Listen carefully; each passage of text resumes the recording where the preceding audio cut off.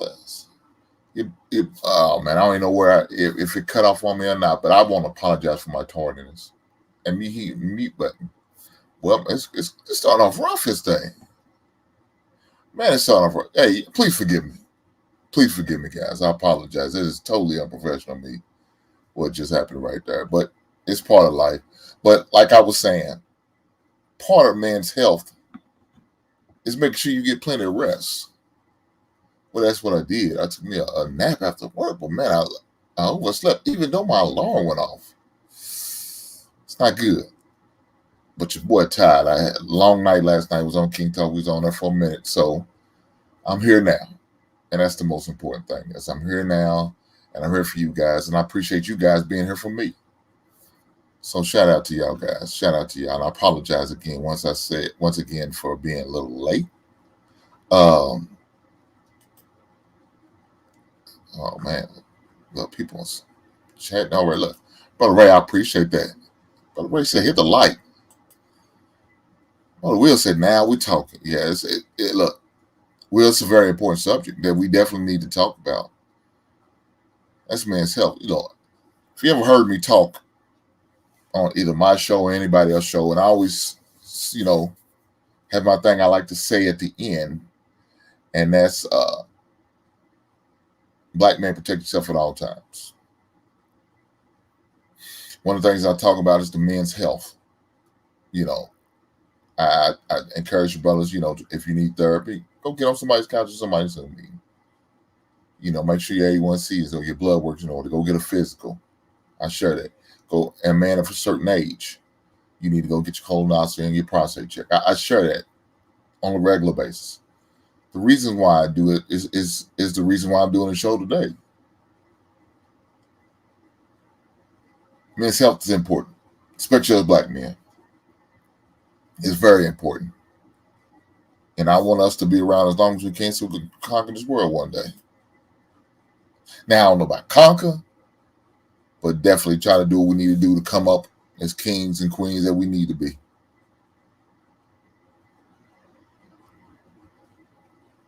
Man, you said, will I be dropping a link tonight?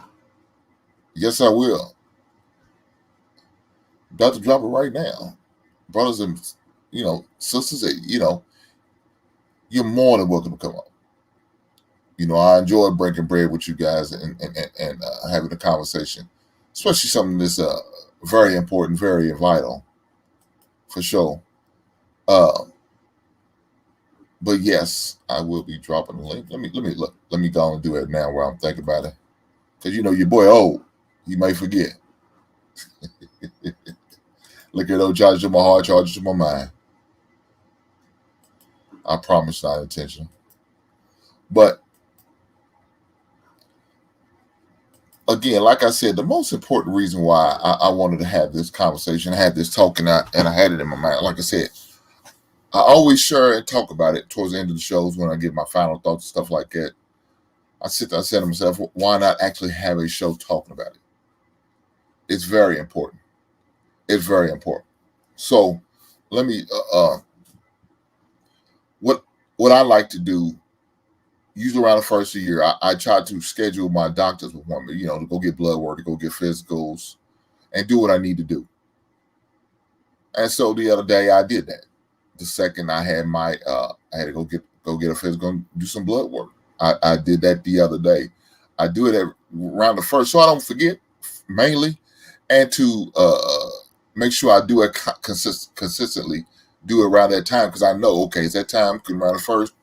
I need to, you know, schedule my appointments, or towards the end of the year. Like I said, usually about November, I try to schedule it and get around that first week in January, so I can make sure I have it done. You know, and it depends on the person and how often you may need to get it done. Maybe every 6 months you need to do that. Maybe quarterly you need to do it. It means every 3 months, you know, you need to do that. Definitely, like I said, a man for a certain age, you definitely need to make sure every 5 years you need to get a colonoscopy. Some sooner than that, depending on if you're high risk. You know what I'm saying? It depends on if it's something that you have in your family, or history in your family. It depends on that. But I make sure that's what I need to do. You know what I'm saying? Follow through with what I need to do. Make sure everything checks out right. You know what I'm saying? The beautiful thing is, that Norton's my chart. I love that. So I'll get my results before I go in for my next visit, normally for my doctor usually. So my next one's like around let me look at the calendar, make sure I know for sure, just so we could talk about the results. You definitely want to have a conversation, whether it's good or bad, as far as your results. You definitely want to make sure you follow up in case anything may look questionable or anything may look out of whack. So my follow-up visit is on the 12th. So yesterday was the second, 10 days. They say usually about 2 weeks. Make sure you give yourself about 2 weeks so you can have the conversation, regardless of what it says, what happens. You definitely want to do it. Now, like I said, the beautiful thing about the My Chart is that you get your results sooner, right? They'll normally send you an email followed by a message in your My Chart letting you know your results in, and you can kind of read it yourself.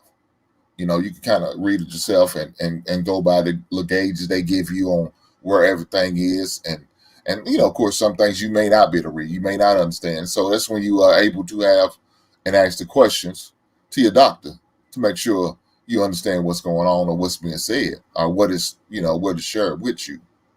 So yes, I did drop the link, Mandre. I know you was one of the ones asked for.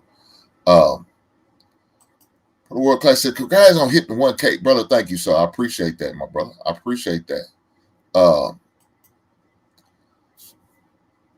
But doing this show on men's health is very important, and for lots, especially for Black men. There's a lot of things we're susceptible to just because our environment, our diet, our maybe because of history as far as our family. So those are very important for us to take care of our business and do that. I know the average age, they said, for getting a colonoscopy is about 50, right? But for Black men, it used to be 45 they recommended. Now, what I was told is 40. The sooner you take care of your business, the sooner you get these checkups, the sooner you find out what's going on with you, the better. So we all know there was some few famous people that lost their lives due to certain things, and one of them was Boseman, Cedric Boseman. He lost his life to colon cancer. Let me play this. Chadwick Boseman. Let me play this video.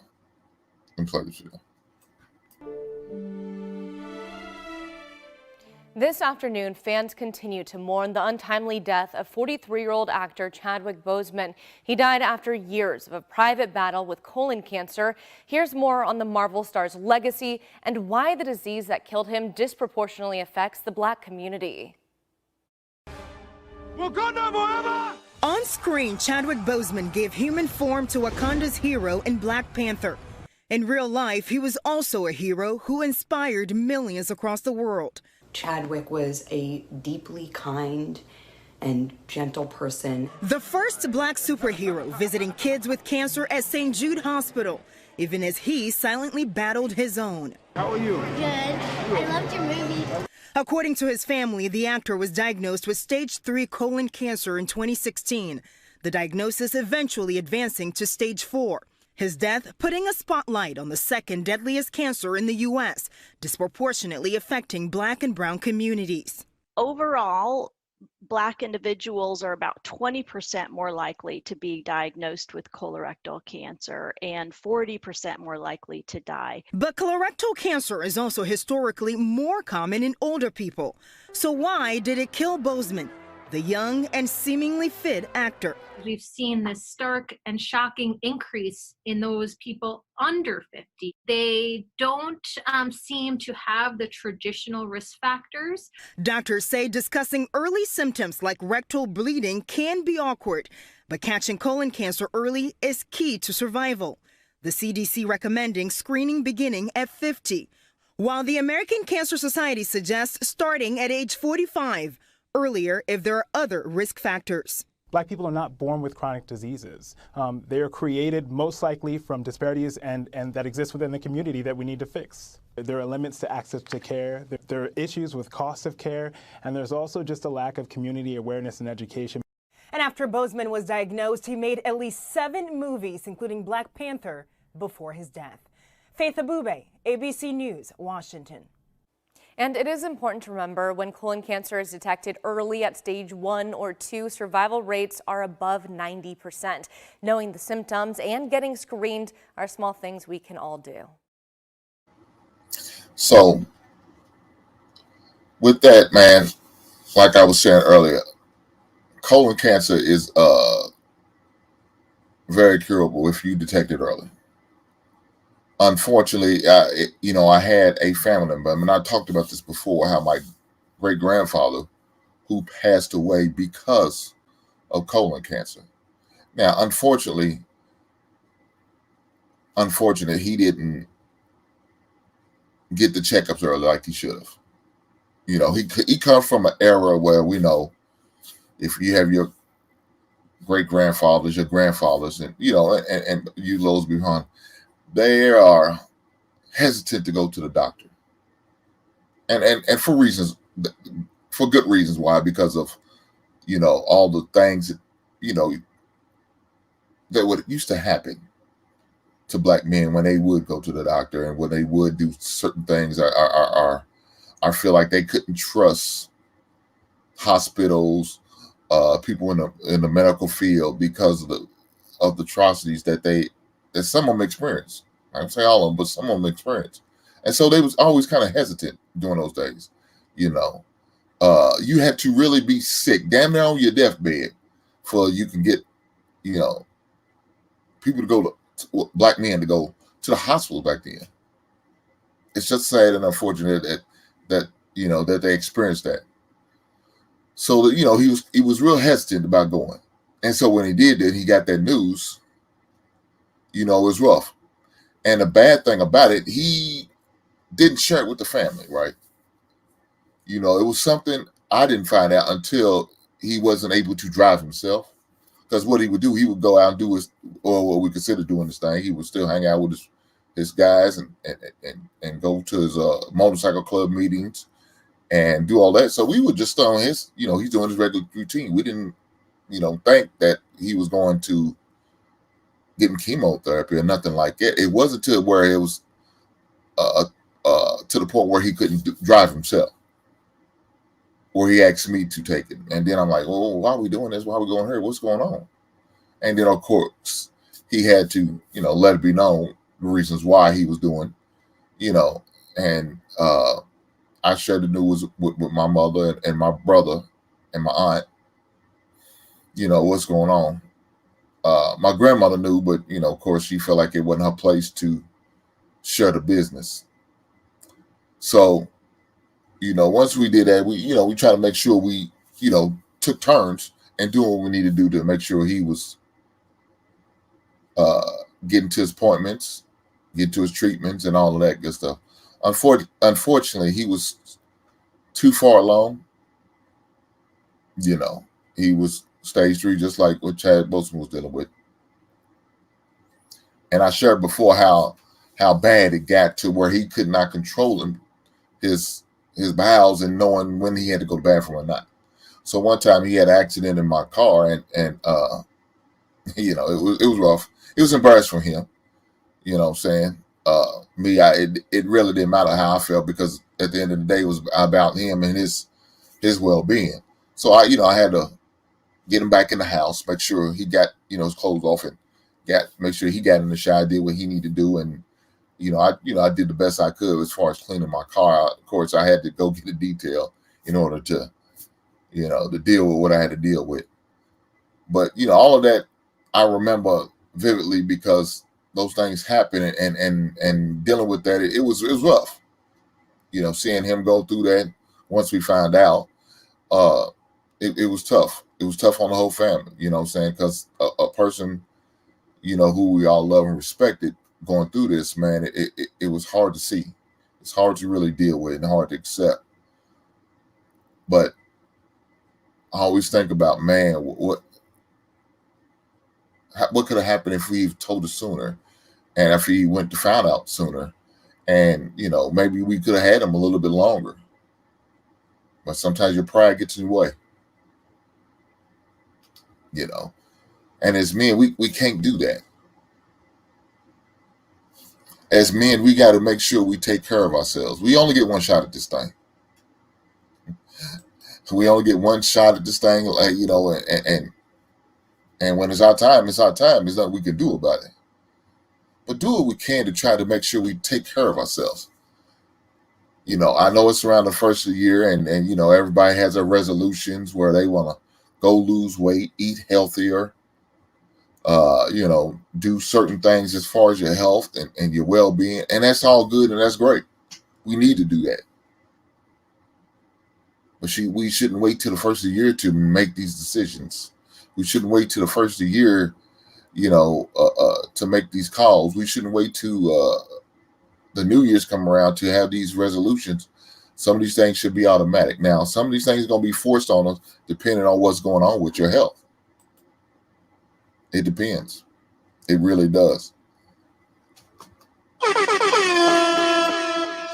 A shout out to Brother Payne for the $20 super chat. Brother, you didn't have to do this, but I appreciate you for coming through and blessing me. Thank you, sir. He said, for the message. Hey, man, shout out to Brother Payne. And shout out to the Fury of 5, Grandmaster Flash, because y'all remember the message, right? That's what comes to mind when I see it right now. So, but shout out to you, Brother Payne, and thank you for the $20 super chat. With that being said, I'm glad I said the message because I'll forget. Sometimes I forget, guys. I promise you I do. Album of the week, The Last Dragon. Action figure / Funko Pop of the week, Bruce Lee. Now, y'all may want to ask why y'all put Bruce Lee and The Last Dragon together. Well, if you ever seen that movie, had an opportunity to see that movie, it's a great movie. Funny, a black exploitation film. That's what I think it is. Movie. Had a guy in there, his name was Bruce Leroy. Bruce Leroy was named after Bruce Lee, who was his favorite martial art actor and I guess mentor and all that good stuff. So had to put those together, right? I had to make sure I displayed those two together because of that. But with that being said, let's get back to it. Waiting to the New Year's. Look, I understand why they do it. New year, new start, fresh start, and all that good stuff, right? I definitely understand that. But at the same time, some things should be instantly. Some things should be instantly. You look, you getting a wide around the waist. You start to get that pot belly. You start to get a little heavier. Clothes ain't fitting right like they used to. Yeah, let's not wait till the New Year's. I understand, man, but Thanksgiving's coming up. And you got that good food that you want to eat. Please believe me, I understand. Doesn't mean you don't need to get started right then and there. You know what I'm saying? Doesn't mean you don't need to go out there and get that second plate or that third plate for some guys. I don't know what it is.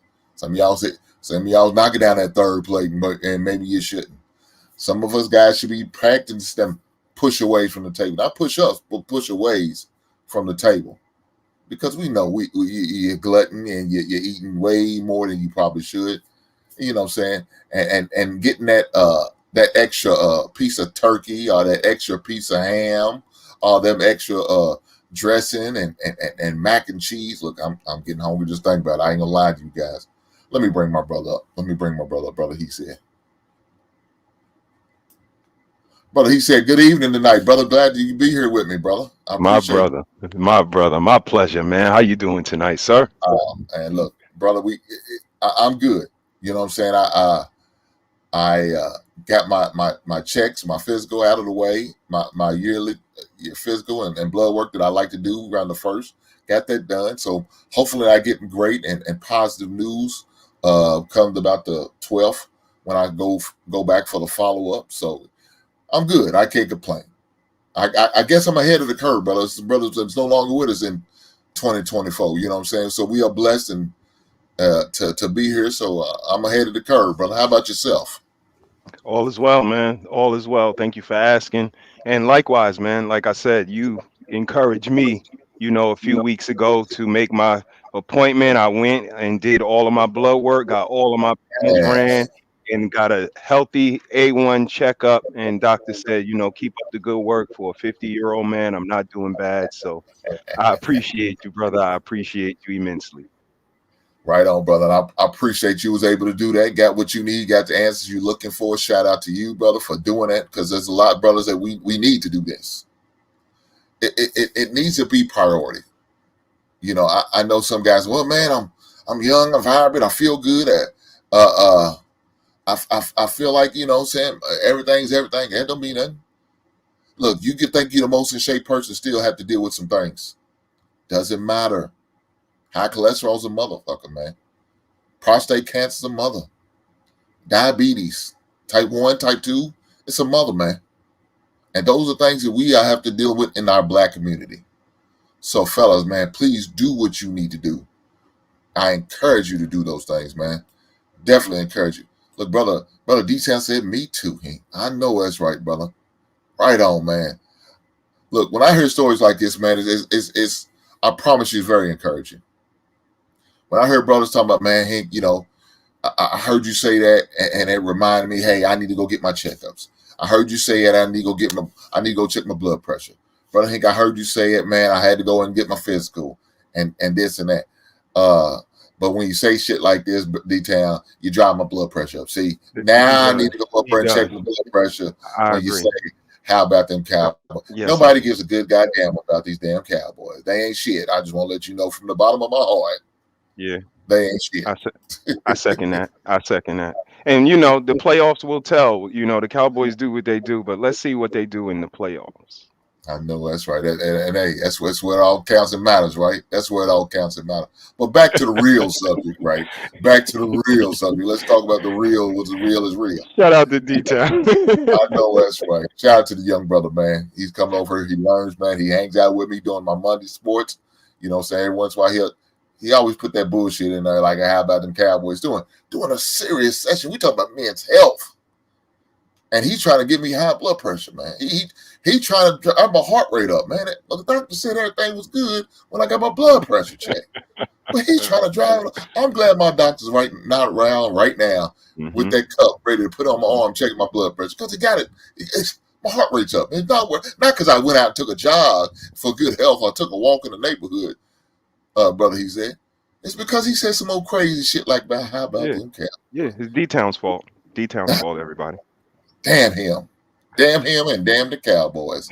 But no, talking about this, man, one of the things I looked at and doing the research that my shout out to my research staff has sent me was, 23% of black men at the age of 18 and older smoke cigarettes. Now, I'm not a smoker.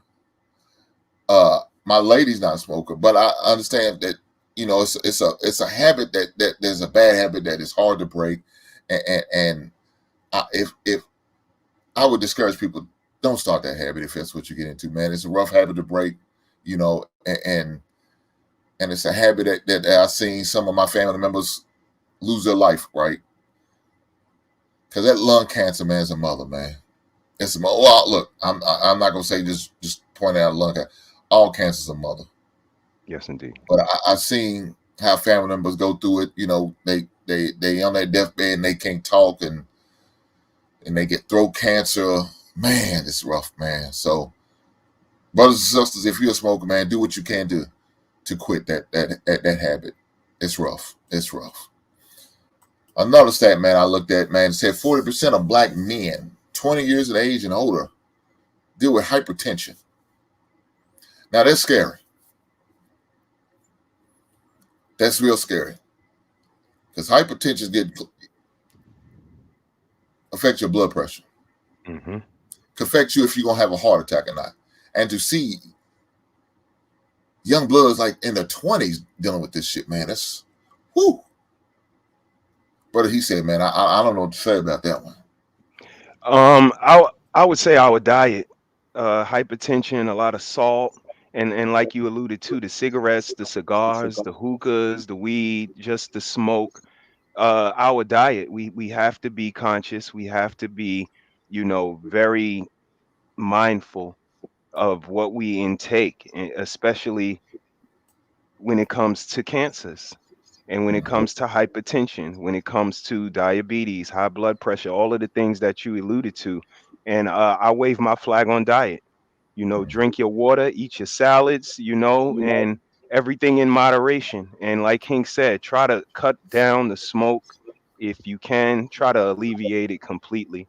To watch Mrs. Harris, eliminate cigarettes from her diet, it was unique. It's a unique habit. It's hard to break. It takes a lot of willpower, a lot of discipline. So if we can, pull back before it even starts, I think that would be our best suggestion. But definitely listen to what Hank is saying and be mindful of our diet. Hypertension is definitely a killer of our black men. For sure, man, for sure. Let me give my brother his flowers. Shout out to Brother Payne, man. Brother Payne for the $5 super chat. Brother, you didn't have to do it, but I appreciate the blessing. Thank you, sir, once again. Brother Payne said, down 94 pounds. That deserves that just in itself. Yes, indeed. Down 94 pounds since the last October the 22nd. Being overweight is connected to almost everything that ails a person. Man, Brother Payne, if you ain't said it, you ain't said it right. Right on to you, brother. I know what you mean. Look here. I love going to get my checks, but I hate it when they put my black ass on that goddamn scale because I know it's going to tell the truth I ain't ready to face. Your boy got to lose some weight his goddamn self. Now, look, I like to do it at home, get on scale. I do it, on scale here because then I can get into my natural form, if you know what I'm saying, brother. But I don't want to take every goddamn thing off. All right? You ain't going to get no extra weight that don't need to be on me. That's right. But unfortunately, at the doctor, I can't do that. My lady would like me show him the blessings that the Lord blessed me with. So I have to go to the minimal as I can, and that's usually that I take my shoes off, I take my coat off, and make sure my keys and wallets no longer in my pockets, our coat, if it's during that season. And I get on the scale and I do what I need to do. Well, it said, Hank, your big ass need to lose some goddamn weight. That's what the scale told me. I ain't gonna go into the numbers. Damn, but that's what scale. The scale ain't shit. But that scale tells you the truth, whether you want to face it or not, brother. He said, I promise you it does. So, I know my lady suggested going vegan. Baby, I ain't gonna lie to you. I don't know about going vegan. I don't know if I can do that. But I'm gonna definitely make sure I do better. Indeed. Baby steps for 2024. Lord help me. Lord help me. Lord help me. I promise. Brother Payne came through once again. I know what you mean. I think you meant 2023, but you said 2022. But I know what you mean, Brother Payne. I know what you mean. So shout out to Brother Payne for the $2 super chat again. Shout out to you for the blessing. You didn't have to, but you chose to bless me, and I want to thank you, sir. But Brother Payne said it right at the end of his message, man. It's being overweight, it's a connection to a lot of things that ails us. Our diet is connected to a lot of things that ail us and a lot of things that we have to deal with on a regular basis. So some of the things you could do, man, is cut out them sodas. I know they're good. Yeah. I know you enjoy them. I know sometimes that's the most convenient thing you could probably get to. Depends on where you at. I understand all of these things. But brothers and sisters, we need to let him go. Look, he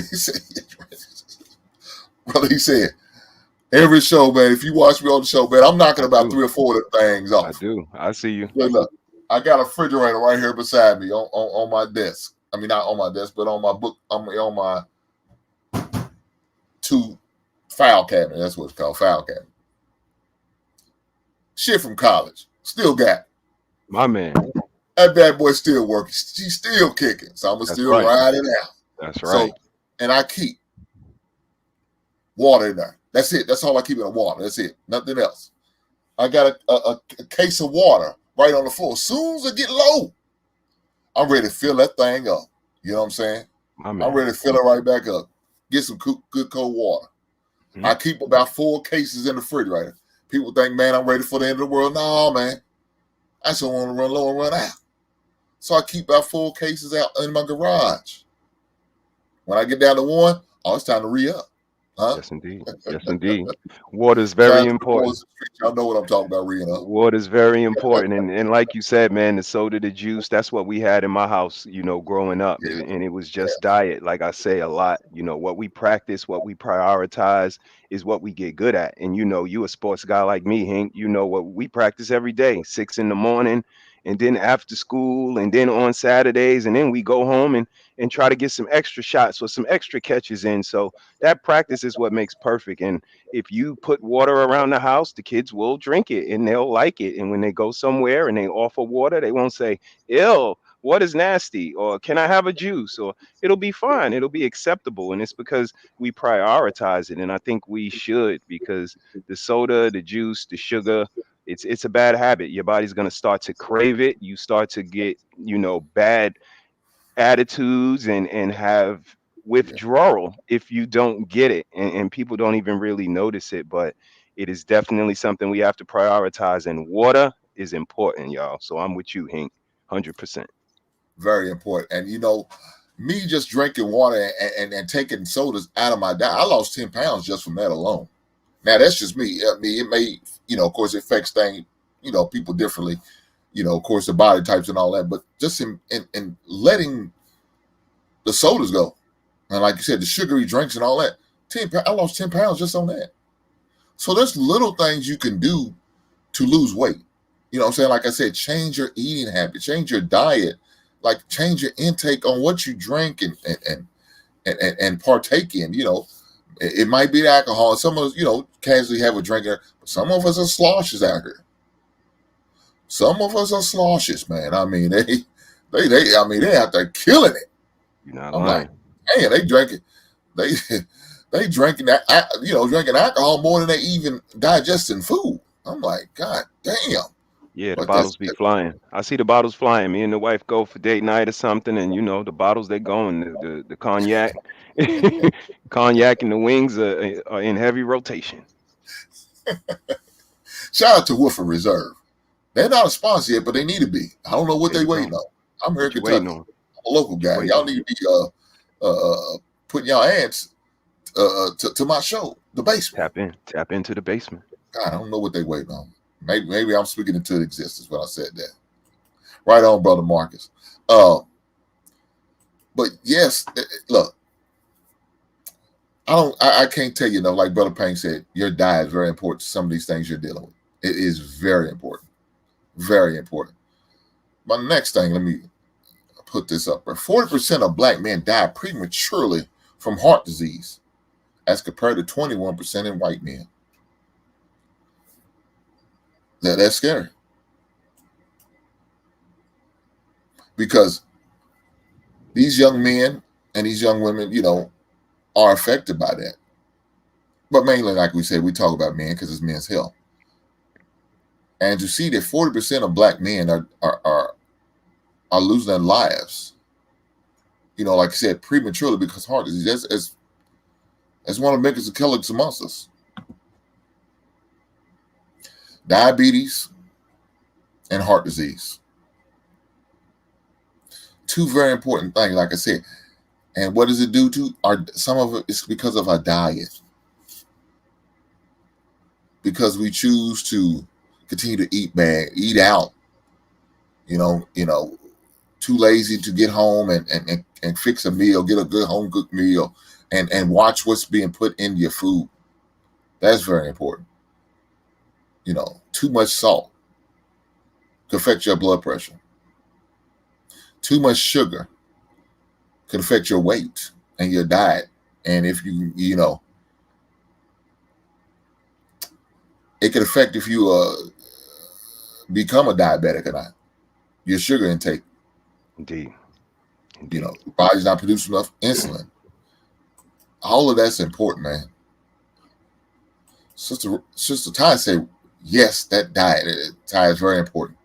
Yes, sis. I don't know what more can anybody say about your diet and how important it is to, your health, your well-being. Like, again, shout out to my research staff with some of these CDC stats that I'm able to share with you right now.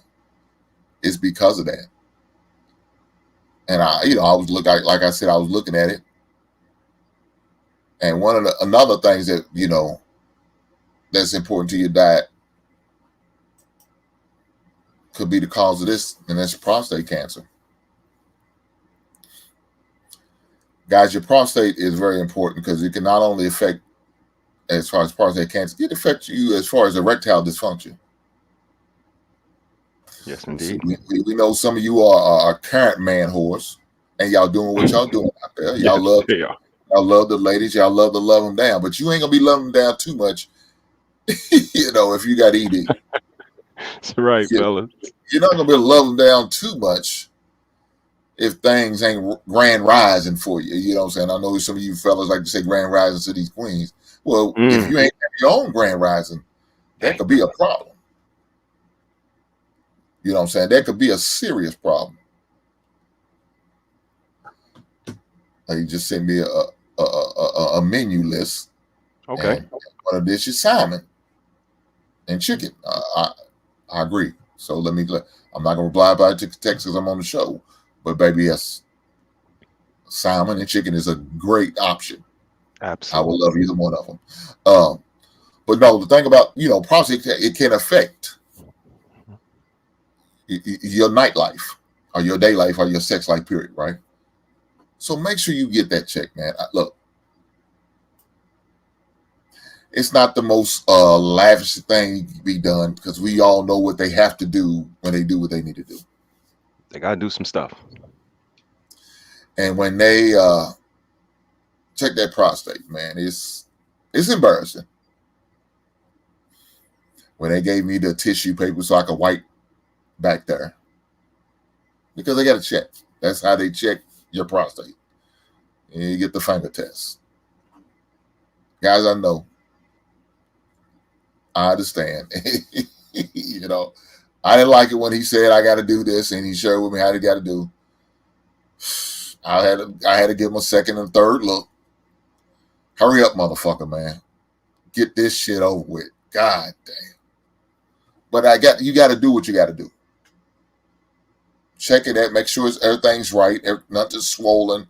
Nothing's out of place. Everything checks like it's supposed to check. It's necessary. So you have to man up and do what you got to do and keep it moving. Now, make sure this motherfucker's not back there too long, and he ain't trying to two-hand your ass. Cook, brother. Let him cook. That's a problem. Make sure he's all the way on the up and up, and he's not getting his goddamn rocks off on your ass. Okay, I'm just saying. But you do what you need to do.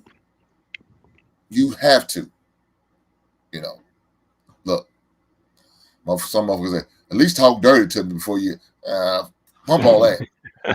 Do what you need to do. Get it done. Get it over with, and get up out of this room. Get yourself up out of the room. Make sure you're white. Because they're gonna use the jelly on you. God damn, boy. Just thinking about it makes me squirm. There you go. But you have to do what you have to do to get your prostate checked. To get done. That's part of the check and the routine you have to do, fellas. I know it doesn't sound good. It's squeamish just talking about it. but it's just part of the process, right? They don't want to hear So my answer, Hank. I tell them just go ahead and die then, and you you ain't got to worry about getting old. yeah, yeah, screw getting opportunity to share these loving moments with your grandkids and your great grandkids. Yeah, because you know, promise. Look, if you don't get this done and you just allow to slide by, it's gonna happen, and you're gonna think back to this moment, man. Yes, indeed. Hink shared with me. Hink said, Hink encouraged me to do it, and I chose not to because I'm a man. I'm a man's man. I don't want to do this. I feel like less of a man if he look her, man, you got to do what you have to do. Yes, you do. You have to. So sharing this, that 1 in 4 Black men will get prostate cancer in a lifetime. Black men are more likely to get prostate cancer than other men, who are 1 in 8 chances of getting prostate cancers. That's serious. That's 26%. He said, if there were 4 dudes up here right now with us, one of us is going to get prostate cancer. Look to the left and look to the right, like they told us in college. Damn. That's life. Compared to our counterparts, 1 in 8. Mm-hmm. And the thing about it, Hank, is we got control over this. And again, in sports, this is free throws. This is turnovers. These are the things that we control. We could eat more fruit. We could drink a little water. We can go to the doctor. Mm-hmm. We got to go, like you said, man. We wait till the last minute. Some of us just dread it all the way till the end. And that's not right, fellas. We got to break that cycle. And that's where I wave my flag. It's not just the cycle of marriage I was trying to break, the cycle of children and the last name. I was trying to break all of it, Hank. My diet, the way I get myself checked at the doctor, the way I run my family, it all needed to change. We used to eat horrible stuff, put the person in the ground, go home and eat all of the stuff that they ate. One of the most embarrassing times for me, Hank, is when I go to the doctor because I don't know my father.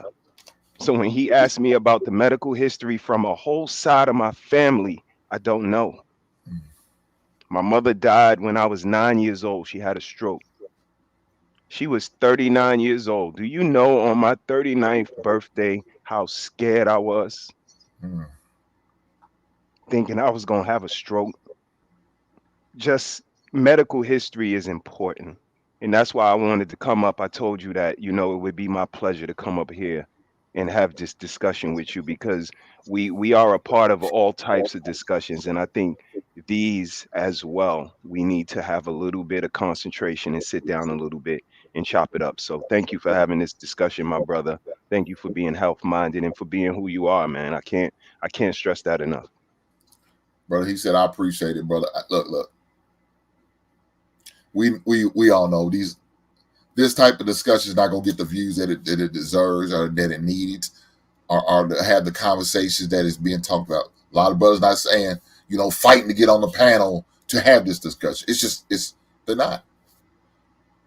And I understand. Because when you have a discussion like this, it gets personal, right? It's right there. Ain't no hiding from this. Ain't no running for cover, dunking, or none of that. It is what it is. Your health is very important. And not all of us take it serious like that. Like you said, these things you have to do. And like brother, he says, it's kind of hard for him, it's challenging for him because like he said, there's a side of his family he doesn't have a lot of history on because of his circumstances. Yet he still has to go in there and deal with this thing. Despite of his embarrassment, despite of his family history, despite of this and that, it still has to be done. Because this brother wants to be able to see not only his kids grow up and grow old, but his grandkids. Yes, sir. He wants to be able to continue to teach. He wants to be able to continue to be the OG of the neighborhood, the elder of the neighborhood. Brother, he said wants to be able to go to McDonald's and have a cup of coffee, or go to White Castles if he has it in his prospective city, and have a cup of coffee, shoot the shit with his boys, talk about what he used to do in the 80s and the 90s when he used to play ball on the court. You know, we want to give our Al Bundy stories, right? Yes, Lord. Yes, Lord. 4 touchdowns. No, I think it was 6. I think he said he scored 6 touchdowns. Oh, Lord, he was the man. Hey, I could be wrong. Brother, he said you might be right. It might be 4. I thought it was 6. Who knows? Whatever. We know we talk. We don't, y'all know what we mean. Yes, indeed. But want to be able to go in there and have a good time. And be able to continue to cut the turkey at Thanksgiving. You know what I'm saying? Be able to sit around the Christmas tree, watch the grandbabies open up the gifts. Well, in order to do that, the brother has to make sure he takes care of himself. And that starts with his health and his well-being. That's what it starts with. Hey, and don't let me forget. Shout out to brother. She said, man, for that journey of letting go of them cancer sticks, letting go of them cigarettes, letting them go. Look, I know it's a fight. I know it's a struggle. I watch family members go through. I watch family members lose their life, but I also watch family members cut that habit.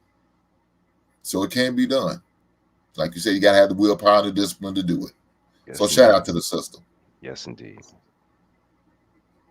Shout out to the system. Let's keep this thing going. You may also be likely to get prostate cancer as a black man if you are age 45 plus. That's me.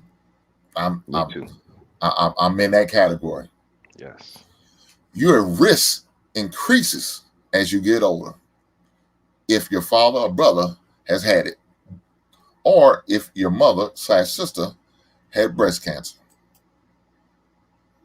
So, brother, he said, me and I are in that age range. We're more acceptable because of our age. But please believe you me, I bet you, brother, he said going to do everything he can to prevent that. Just like myself, I'm going to do everything I can to prevent that. You know what I'm saying? Make sure I get my checkups. Make sure I schedule my appointments. Do what I need to do, regardless of how embarrassing it is or how exposed or uncomfortable I may feel. I'm going in there, guns a-blazing, do what I need to do to maintain my health and my well-being. I currently have a grandbaby right now. I want to be able to see my grandbaby not only go to get her high school diploma, but I want to see her graduate from college, if that's her choice. I want to be able to see my grandbaby possibly get married someday. Yes, indeed. I want to be able to experience all of that, all of those things. But in order to do it, I got to be around. And I don't want to be somebody vegetable in a nursing home where they have to roll me in. No. I want to be live, vibrant, and able to see all of these things, if the Lord will. I want to be able to experience all of these things. But I got to make sure I got to do what I got to do as far as my health-wise to be able to be here to do those things. I'm not going to be here if I don't take care of my business. I'm not going to be here if I don't start eating better or eating right. If I don't, cut certain things out, cut certain things in my diet out, I won't be here. Not long. I'll be short-lived, and that's not what I want for myself or my family. So if that means certain sacrifices I need to make, I don't think it's well worth it. If that means eating more healthy food, I think it's worth it. If that means sacrifice on certain seasonings, because I know it could affect certain things, so what? That's what I will do, what I need to do. Yeah, it tastes a little bland. Yeah, I know. But at the end of the day, I got to think, man, it's all about the intake. It's all about what I'm putting in myself. Is this going to be beneficial? Is it going to be helping me live longer? Is this going to help me reach certain goals that I need to reach as far as maybe my weight, my diet? Oh, it's not? Yeah, I need to stand down. I need to tap out on that. That's just not what I need to be doing.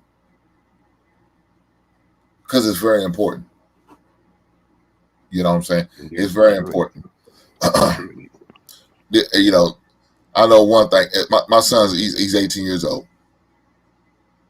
I remember, a couple years back, I had to drag this dude to go to the gym with me, work out, and do all that. I had to drag him in there, and he didn't want to do anything. 2023, 2024. Now this dude's like some workout warrior. I'm getting tired. His black ass asked me, "Hey, you want to go to the gym?" Look her, dog. I understand you want to go 7 days a week, 24/7. I understand that. You got that energy. Your testosterone flowing like it's like the Niagara Fall. I understand that. Yeah, he got extra. But your daddy can't do it like that all the time. I got to work. I got to do this. I got that. And then sometimes just be straight up, just be lazy. I ain't going to lie to you, man. Your daddy lazy today. It's a lazy day. Give me a break, bro. Well, my brother, he's a trainer. He's a trainer for Crunch Fitness. And so, he found that out. Now he ready to go all the time. He said, he ready to go again. He gun ho. I'm like, okay. But then I told him, I said, look here, I ain't gonna lie to you, bro. I need to get back in there too. So I told my brother, look, I go to any Crunch Fitness in the state, in the city, in the world, because I pay for that membership. I'm starting getting out there with him. Now I know my brother. His ass like a goddamn drill sergeant. So I got to be ready.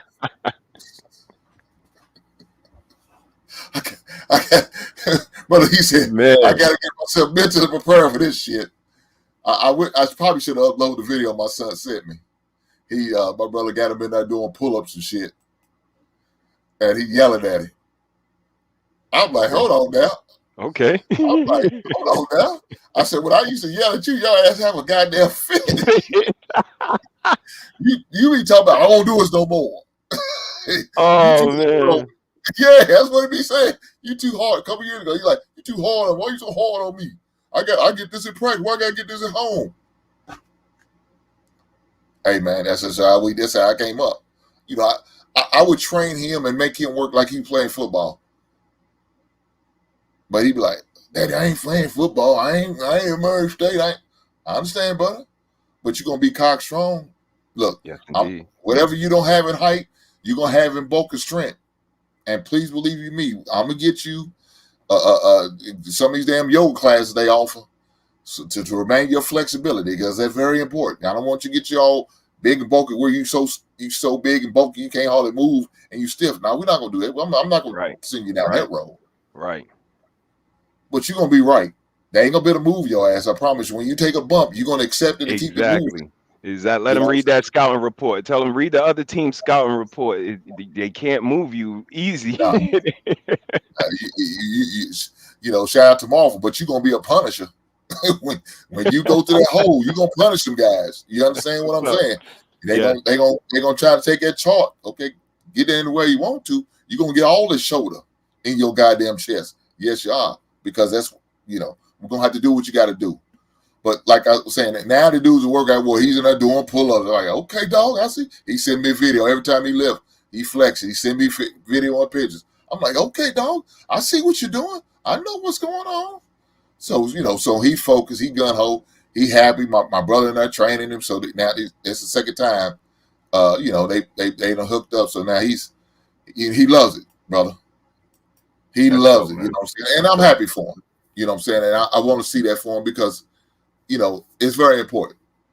And, I share with him about what I'm, as far as my medical and what I'm going through and how, what I'm doing to deal with and what I'm doing to prevent and the preventive maintenance I got to take. I'm sharing with him, about this. So he could be conscious. You know what I'm saying? He could be health conscious and know what's going on, what he needs to do. And it took like pulling teeth, man, to get him away from them goddamn hot Cheetos and them hot fries. Them things are the devil, Mr. Brother, he said. Yes, they are. Those snacks are the devil. I agree. And I would get mad when my ex would bring that shit home. Man, I hustle all that shit up and throw that shit. Where'd it go? Man, I ate it. Lord know I don't eat that bullshit, but we can, man, get this shit up out of it. Stop buying it. Stop buying it. We're not buying the regular. I don't mind the snacks because he needs them for his lunch. Because he didn't like school lunch. He liked to take his lunch. Absolutely. So I said, I don't mind the other chips. Don't get this hot shit, man. Hot Takis. You know what I'm saying? Yeah. Come on, this hot shit, man. And I tell him all the time, and she gonna burn your asshole out. Yes, it And one is. time he talked about my stomach. I said, you eating all that goddamn hot shit. Oh, yeah. Leave that shit alone. Guys, if you in your 30s and 40s still eating that shit, let that shit go, man. Whoa. You don't want to know what they doing to make that shit. That's Let wild. it go. Let it go, man. Oh man, let it go. Shout out to Brother Yeah. Stan for coming through with the on the Facebook, watching it on the basement on my basement Facebook page. Shout out to you, brother. And for those who want to get be a member of the Facebook page, look in my my information. You could definitely hit that link and subscribe and be a part of the member. You know, and participate, and you'll get the updates. Same way what I like to put on the community chat. I share with my album of the week, my Funko of the week, and action figure of the week.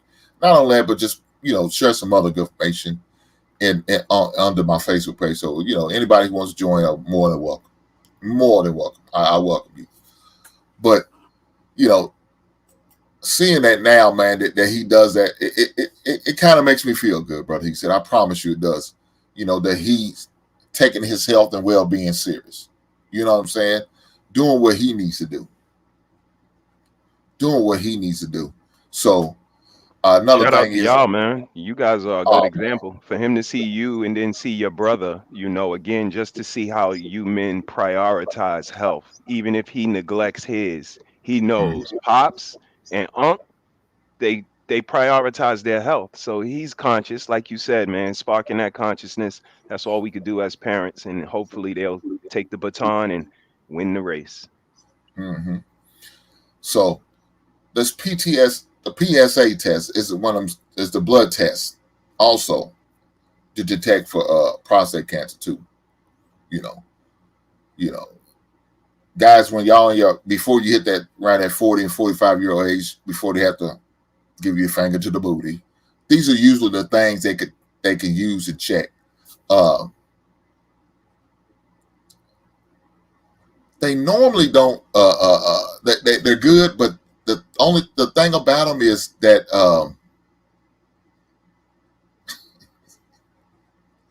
apologize, guys. I got a guy in the back. Wake up. Here we go. I Y'all got you, ready? brother. I got you. I feel like I'm a victim. Uh-oh. Call CSI. Yes, sir.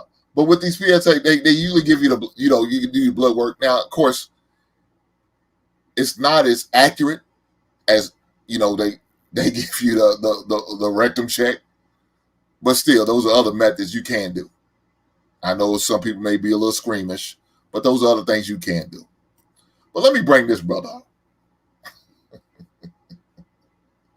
Shout out to this brother for coming over. That's the brother be for the first time, but brother, before I bring you up, the question I like to ask anybody who's the first time up in the basement. And the first question I like to ask them is, what is your guilty pleasure song? Right? What is your guilty pleasure song?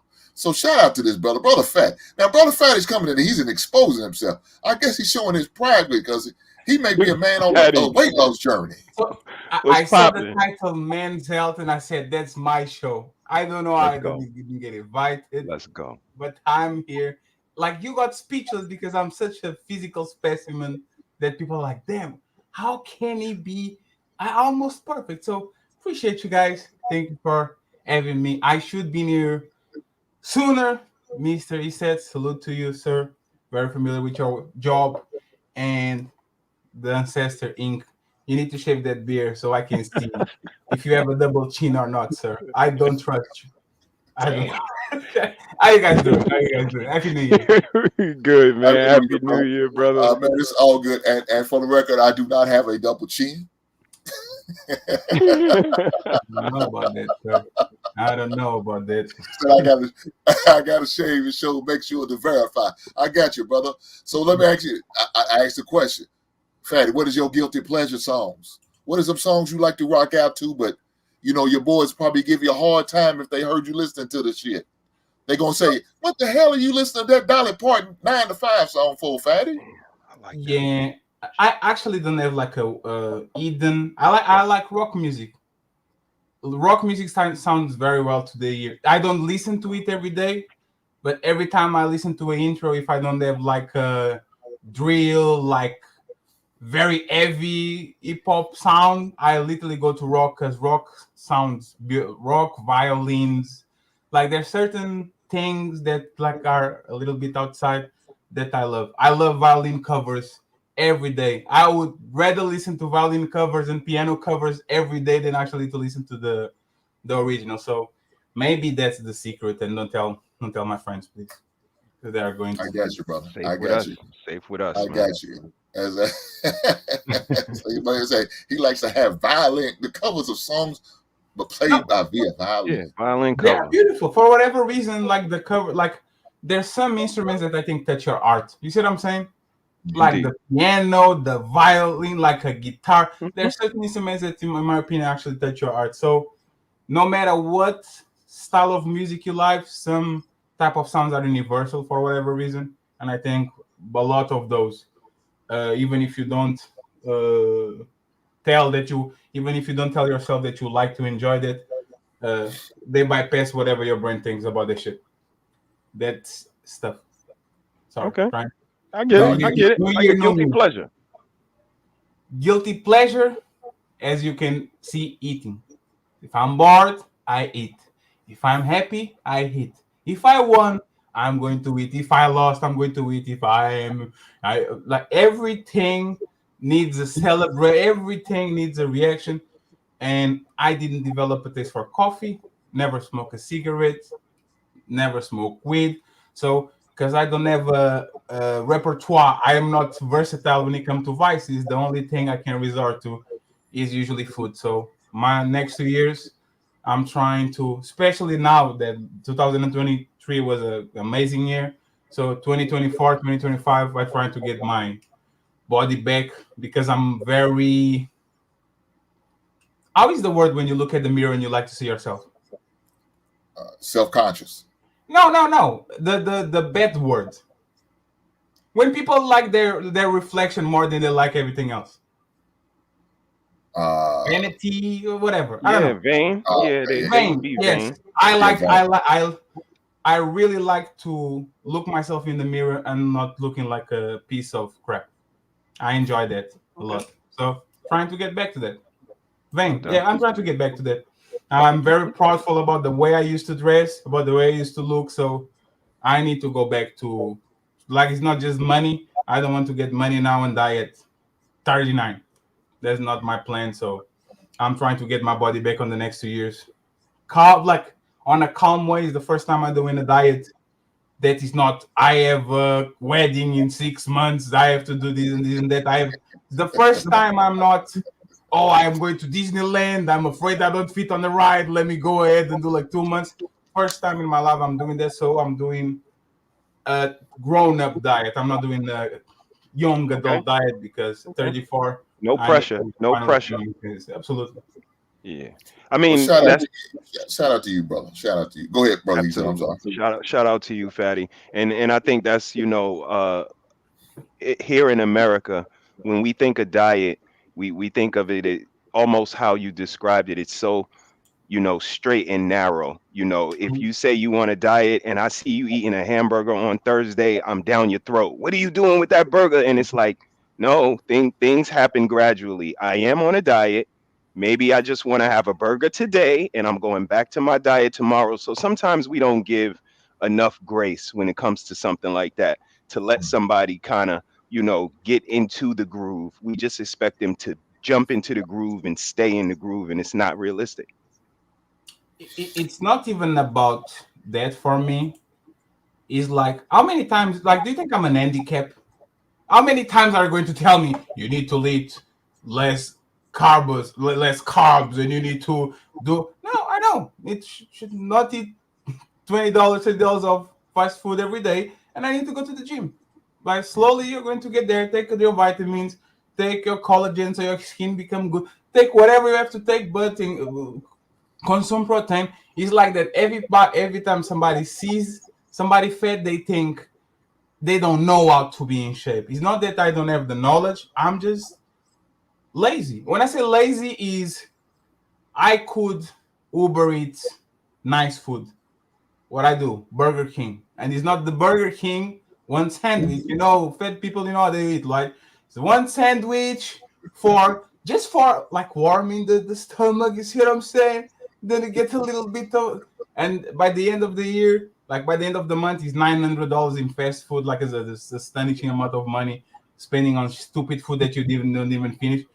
You have the knowledge, you don't want to apply it. Like this time, there's no excuses, because once again, if we first time, like, what did you guys say? That for you to solve a problem, you have to admit that you have it. I have a problem with food. Absolutely. I need to, even if I eat the same, I need to eat other shit. I need to go to the places like pizza, hamburger. Like, it's not going to work. Yeah, and Fatty, I know you've talked about it before and talk about losing weight, and I remember hearing you mention it, and hopefully your journey is going good with that. You know what I'm saying? Hopefully you are getting what you are looking to accomplish here in 2024. But let me encourage you with this, brother. Keep doing what you need to do. One of the things you can do right now is what you're doing is drinking water. Drink more water. So shout out to all the brothers up here right now. We all drinking water. We all got our bottle of water, sipping on our water. Shout out to you, brother, Patty, brother. He said, for taking the water. That's little things like that can definitely make a difference. I'm trying to be like you guys. That's all I'm trying. Little things like that can make a difference in your diet. I mean, little things. I understand everybody may not be able to afford to get a gym membership and go to the gym every weekend or week out or every other day or whatever the case may be. We understand it, but there's little things that you can do, like changing your eating habits, what you're eating, how much you're eating. Little things like that could help you lose weight. Little things. Look, during the wintertime, I like doing my cardio outside, but I know it's cold. I don't want to deal with the elements. So I make sure when I go to the gym, I usually get to about 25 to 30 minutes of cardio in. Mm-hmm. And I like to do that first before I even start lifting the weights and all that, doing the knotless machines and all that. I like to do that first to get my body warm up, to get myself going. Now, man of my age, I got to stretch. I ain't gonna lie. Fatty, you man, your age, you can jump right in there, no problem. Go there right and do in. what you got to do. Right in. I got to get the warm up. You know what I'm saying? I got to get over and you'll see me, stretching, doing the butterfly legs, and all that good stuff. I got to warm up. I can't just jump right into it like that. You know what I'm saying? So I make sure I do all that routine. So usually it takes me about an hour and a half, and about most of my time is stretching. I ain't gonna lie to you. just to get the body and the blood flowing. And then I get out, like I said, I do my cardio. I get that going. I usually the last 30 minutes is the weightlifting. But see, what I don't do, I don't sit there and play on my phone, wait about 20 minutes, change songs, find what I'm going. No, I don't do all that. I get in, I do it. I don't sit back there and lay on the bench and breathe and wait. No, I get in, I hit it. How much time do you spend? What'd you say, brother? How much time do you spend per session in the gym? On per session, like every time you go to the gym, like all the process. I mean, how much 1 hour, 2 hours, how much time do you spend? Usually I usually put, I dedicate an hour and a half to 2 hours, because I like to usually, after everything's said and done, I like to go to the steam room, sit in there about 10 to 15 minutes when it's all said and done, and then of course, if it's in the wintertime, you gotta, sit, relax, and come out of steam, relax before you go outside, because your pores open, so you don't want to mess around and get yourself sick because your pores open because it's cold. So I usually dedicate the hour and a half to 2 hours. Each exercise I do, I like to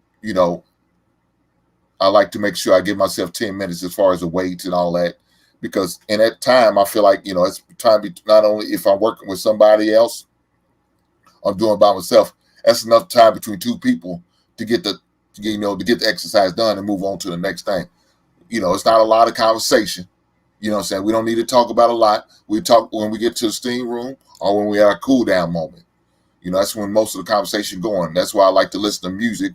So they know I can't hear you, so I'm not gonna be interacting a lot. Say we know what we need to do. When I work out with my workout partner, we know what we need to do. We get in there, get it done. Yeah, you like that's the thing, right?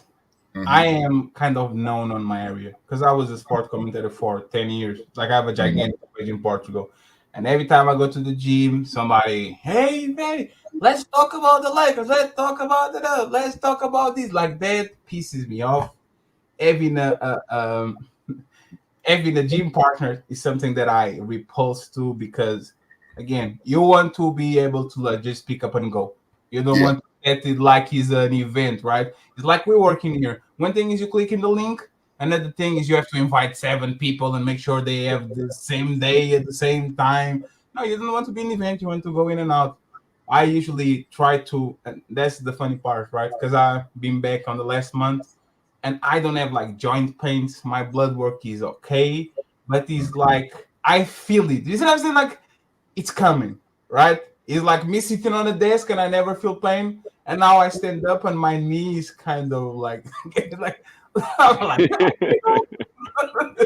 what the hell is that? So I'm trying to dodge the curveball because I know it's for sure it's coming. So I'm trying to make sure I get ahead of the curve, I guess. Yes. Hey, look here.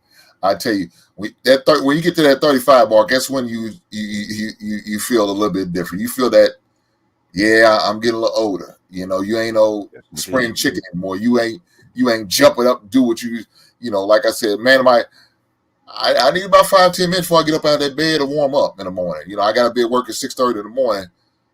My alarm's set for 5 o'clock. Now, some people say, man, that's an hour and a half. Well, I need that. At what time do you go to sleep? Unfortunately, I don't go to sleep like I should because I be fooling with y'all on these shows, man. I blame you guys. Hey, man, that's why I had to take my old man nap because I stayed on the show about 1 o'clock last night, and I only got about 4 hours of sleep because my alarm went off at 5 o'clock, 5:30. Yeah. You know, so but that's another thing. We got to make sure we get plenty of rest. That's part of good health. Because, you know, you go out there working out, you going hard in the gym, but then you're not getting enough rest. That's another thing. That's the most difficult part is about doing this and still have energy to come to the show, because some days I'm just flatline and I'm trying to not do everything at the same time. First I started with the gym, now I'm trying to incorporate the diet. But if I go to 3,000, 4,000 calories per day to eating really nice meals with a really nice drink, I think my body's just going to say, hey, man, just go to sleep. And I can even afford it. Stuff. I can even afford it. So you definitely want to incorporate fruits and vegetables into your diet along with the water, but just kind of lessen the portions, you know, a little bit less every time. Just a little less until, you know, those portions are a little sizable, and you're going to start to feel more energy from the fruits, the vegetables, the lesser portions. And, you know, the knees is just age, fatty. None of us can get away from that. I'm lucky because I'm on court, so I kind of, you know, the back and forth, Hank, you know, kind of like the suicides, and like that kind of keeps me at a nice size, and being able to get on court and just constantly, you know, run a full court or a half or just put up some shots. I think that's the difference in, you know, getting outside and running or hitting the gym, because we're not going to always have the time to do that. But if we have maybe a medicine ball in the house, we can do our calisthenics. We can always do our crunches and our push-ups and our sit-ups. You know what I mean? Like we did in high school, and then go from there. And if you can go back and forth basketball, you are in good shape. If you actually can keep up the pace, you are in like you are normal. You are somebody that is not going to lose your breath going to a flight of stairs. Because I tried to, because I was kind of enticed to do it, and then I was like, damn, I can even play off court. Like me going to the 3-point line and come back. I'm not going there. I was going there. I stay right here. So it's like it's a process. The thing that I want to make sure that I can do is be hyper productive on my real job, hyper productive on the YouTube, sleep 6 hours and now 7 hours, and be able to actually do all the 3 without losing one. Because I don't want to go to the fitness mode and now I'm not streaming the hours that I need to stream. I'm not sleeping the hours that I need to sleep. I need to find that's why I like the not having a timeline. Oh, in 6 months is actually going to help me a little bit because I can decrease. I can like conjugate with each other and balance it out, juggle it, however, however it works. I need to get away from my phone as soon as I get to bed because I notice I say I go to bed and then let me just do one thumbnail, one emoji, and then when I look, he's off like midday on my country. I literally finish the stream at 3 a.m., 4 a.m. I say I just finished what I need to do. I go to sleep. I am going to sleep 8 hours after that time, like at literally 11 a.m. or something like that. So I need to fall back a little bit on what I need to do, like turn off my brain, being available, send me an email, like it's the weekend. I answer you when I wake up. I need to do that. What's up next? How you doing, sir? What's up, True? What's going on, brother? True. Yeah, and like you said, it's all about that. What's up, big bro? What's going on now? He said, "Why you got this naked ass bastard bro here, man?" I'm trying to get the girls to watch the show. Well, you know, he's showing he's big sexy. I guess. Yes, indeed, big sexy in the building. Yeah. So remember that name now. I gave you that name, Fatty. Big sexy gonna be Fatty. You are big sexy. Be called Big Sexy from here on out. Like after he gets to that, he gonna get high school skinny. Yeah, you guys taught me the pause thing, and I think you're trying to sabotage me because I'm going to call myself that, and everybody going to say, "Come on, Freddie, what do you do with Freddie?" Pause. I don't know. I think there's an ambush. You're not going to get me with that. If they not from New York, they can't pause, Fatty. So tell them to just relax. Hey, yo. Thank you for saying that, because I'm tired of them saying that shit. Yeah, they always the ones with the most to say. Check that the people who from actually New York, we do what we do. Ain't nobody got to justify. Do what you do, Fatty. Big sexy. Yeah, but you see, they taught me to pause the ball up I have to say, pause. Hey, look here, man. Hey, I'm 48 years old. I ain't got time to be saying pause and all that shit. That shit. Look, I don't think like that. That's not my mindset. But I understand why some of you young cats say, which y'all feel like y'all need to say it. But it's all good. But I'll tell you, that's gonna be your new nickname, Fatty. That's gonna be it. You gonna walk out there looking like a Greek god. You're like, it's not even that. And like before I go, because I have to be in the place. Mm-hmm. One thing that I learned with this space is that a lot of times the presentation, the way you look and the way you dress, helps you a lot into getting into certain spaces, be invited to certain panels, recruiting women to come on your stuff. Like if I have a professional studio on the back instead of some Laker jerseys, if I am dressing like an adult instead of all his basketball and t-shirts and all that, if I look the part, I think it's going to be the full, like I think it's the last part that I actually have to master is I need to be appealing to everybody, right? And just these kind of fluffy panda is kind of appealing to some people, but rub some people the wrong way. So let's get it both. Why not? Let's try it. The worst thing that can happen is, hey, I don't die on this chair. So that's the worst thing that can happen. The worst thing that can happen is me getting into shape and do whatever I want to do afterwards, even if I leave this year. So that's all I have to do. Wink, Mr. E said, Nexus. I appreciate you. Sorry for like the short. I wanted to be here a little bit more, but I have like some other arrangements. So have a good one, family. I appreciate you. Appreciate you coming by, my guy. I appreciate you. Thank you, sir. Thank you for your support. Shout out to Brother Fatty for coming through, man, and dropping some good dimes and some good knowledge and sharing with us. Shout out to that, brother. Brother Truth, man, what's going on with you, brother? We trying to get black men healthy out here, man. We trying to get black men to do what they need to do as far as the health and not only the physical health, but also the mental health, if that's what they need to do. What you got going on, brother? Yes, sir. 2024, health is wealth, bro. Mm-hmm. Health is wealth. I'm on my journey. I finally got down to, my goal of 180. I want to put on 10 pounds of muscle, and that's going to be for the outward appearance. But so far, I've been maintaining a gallon of water a day. Slowly but surely, I'm going to get rid of the red meat and the pork coming up this year. And then I'm I'm taking it one step at a time, and then hopefully I can get rid of the starches, the grains, and then who knows. So as far as my mental health, I have my relationship with God through Jesus Christ. I make sure, I'm constantly in fellowship, devotion. I'm in my word. This year, I'm going to try to make sure I'm less inclined to integrate or involve myself in any type of foolishness, man. Like I'm just doing it. I've realized that people have a propensity to glue themselves to chaos. Enough chaos in my real life in my early years. I ain't got time for that.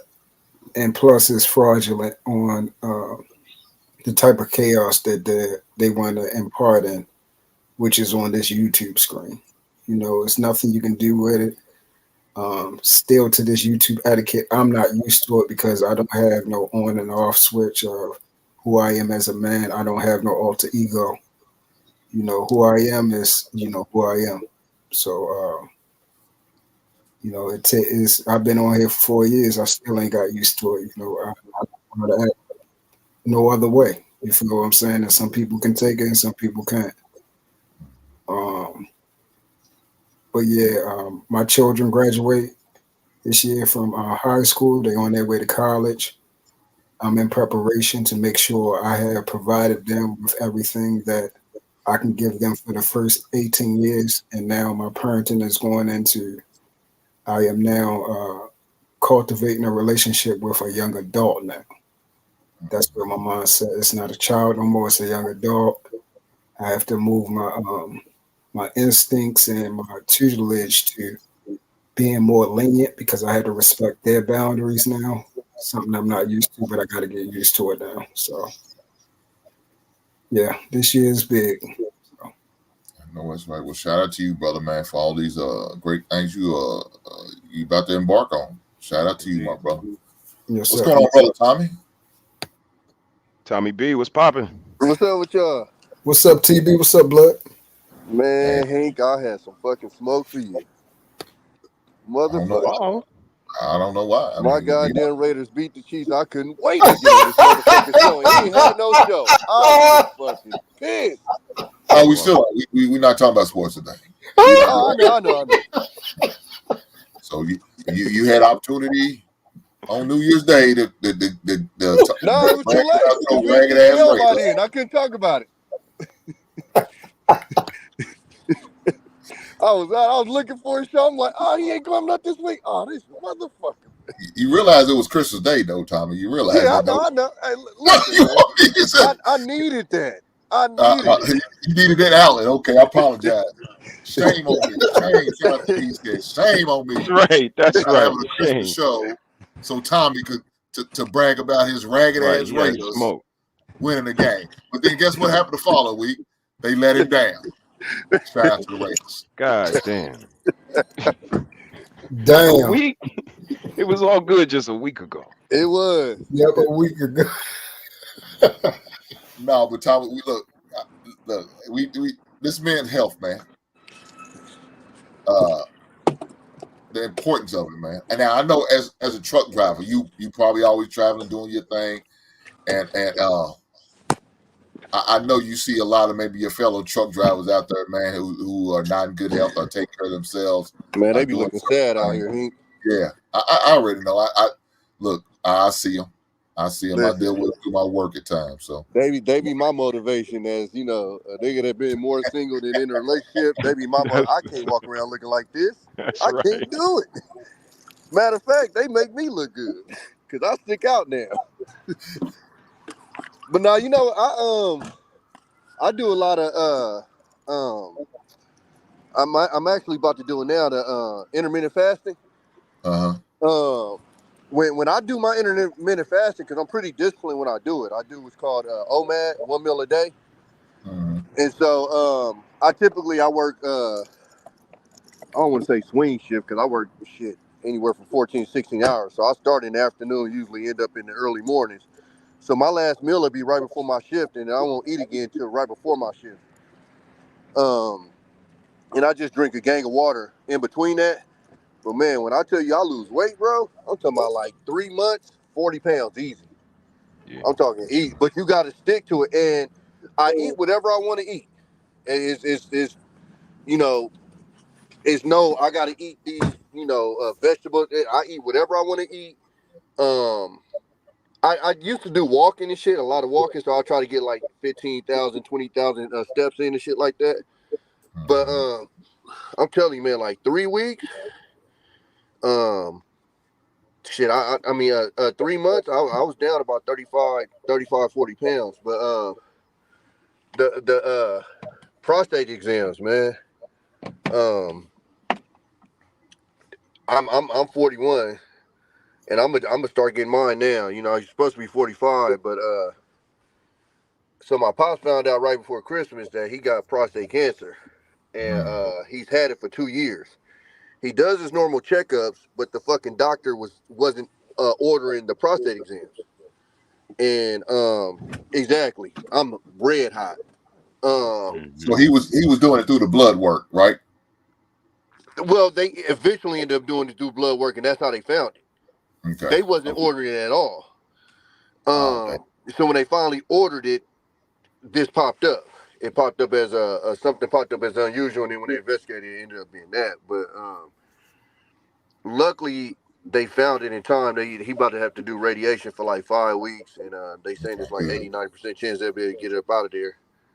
But nah, that shit important for our community. And I'm gonna tell you another thing, bro. Like, just the amount of people I see our age, man, just dropping from just like heart attacks, wild shit. I got a sports group on Facebook, and we've been in there for about probably 12 years now. We've been in that thing, just back and forth talking. It's me and one of my boys I was in the military with. We just brought a bunch of our friends into this group, and we just talk shit about sports all day. But we had a guy in there, he was hooping. After he got done hooping, just fell on the court, gone. One of my homeboys from my hood, I just had to tap in with him. He just was in the hospital, and man, he had made a video on his thing. He was in tears because, in his head, he damn near thought he wasn't gonna be able to see his kids again. He had some kind of like bacteria infection or some shit. They got pretty serious and shit. So yeah, man, this health shit is serious. It's real. It's real serious. I've been super lucky in my life as far as for health, bro. I've had no health problems, no diabetes. I rarely get sick. Never really overweight. Like, but for me, because of that, I'm not as health conscious as far as like going to the doctor and shit. So that's some shit that I definitely gotta. What's up with it, G? That I gotta. I gotta start stepping up on it now that I'm getting up in the years and shit. But no, that shit is that's man. When you start getting our ages, I start telling people, man, it's a trip. For me, coming from where I come from, I'm used to if somebody passed away, it's, on some bullshit. And now I'm getting to the age where people are passing away from like health shit, and it's weird for me. There you. You know what I'm saying? It's crazy. Even my cousin, he passed away a couple of years ago from he had took mixed the wrong medicines and shit. So yeah, man, this health shit is real, man. And we all grown with kids and shit now. So if you want to stick around for a minute, you got to be on top of your shit. You're absolutely right. Absolutely. What you just said is very important. It's very important, man. And I'm glad to know that your dad is dealing with it now and finding out the answers that he needs to find out, and he's doing what he needs to do, for his well-being. And like you say, he want to continue to be on this world to not only bless you, but bless his grandbabies. You know what I'm saying? So shout out to your pops, man. Yes, and hopefully everything turns out way it should. Yes, so appreciate it. Thanks for sharing, Tommy B. Sending love to pops, man. The thing about that, man, like I said, that's very important, health and all that good stuff, because I'm doing the show for that reason.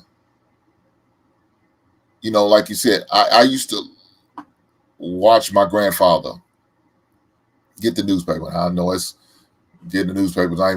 Is that even a thing anymore? Do people still get the newspaper? I doubt it. But hell no, I used to get the newspaper and look at the obituary.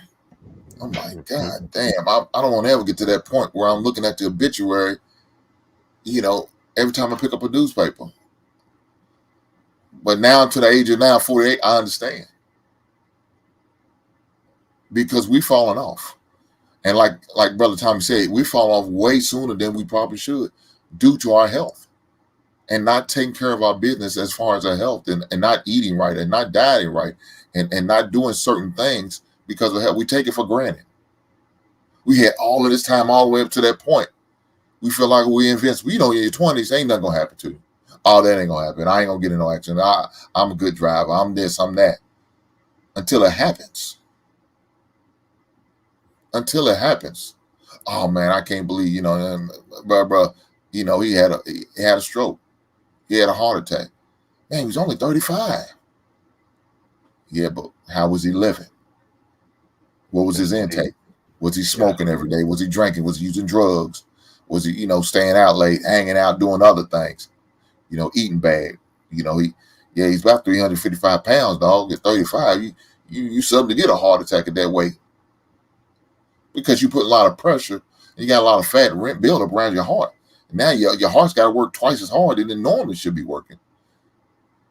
Because of all of the excess body fat you carrying, all the excess things you're doing and you're not doing, you're carrying, you're dealing with. It's hard on your heart. Your heart can only take so much before it's, hey, fuck it, I'm out of here. You know, look, let me give you vulnerable. I remember I had a panic attack. I'm like, man, what is going on? And the scary part about it, it happened on my son's birthday. Now, I'm not the most religious person, but I promise you, when you get in those moments, you pray. You get right with the Lord, and you have a conversation. All of a sudden, you may not have never had one before, but that time I did. I said, Lord, don't let this happen to me. Not today. Not on my son's birthday. That's the worst thing, a worst way to go out and have my son celebrate his birthday and to know that the same day his father passed.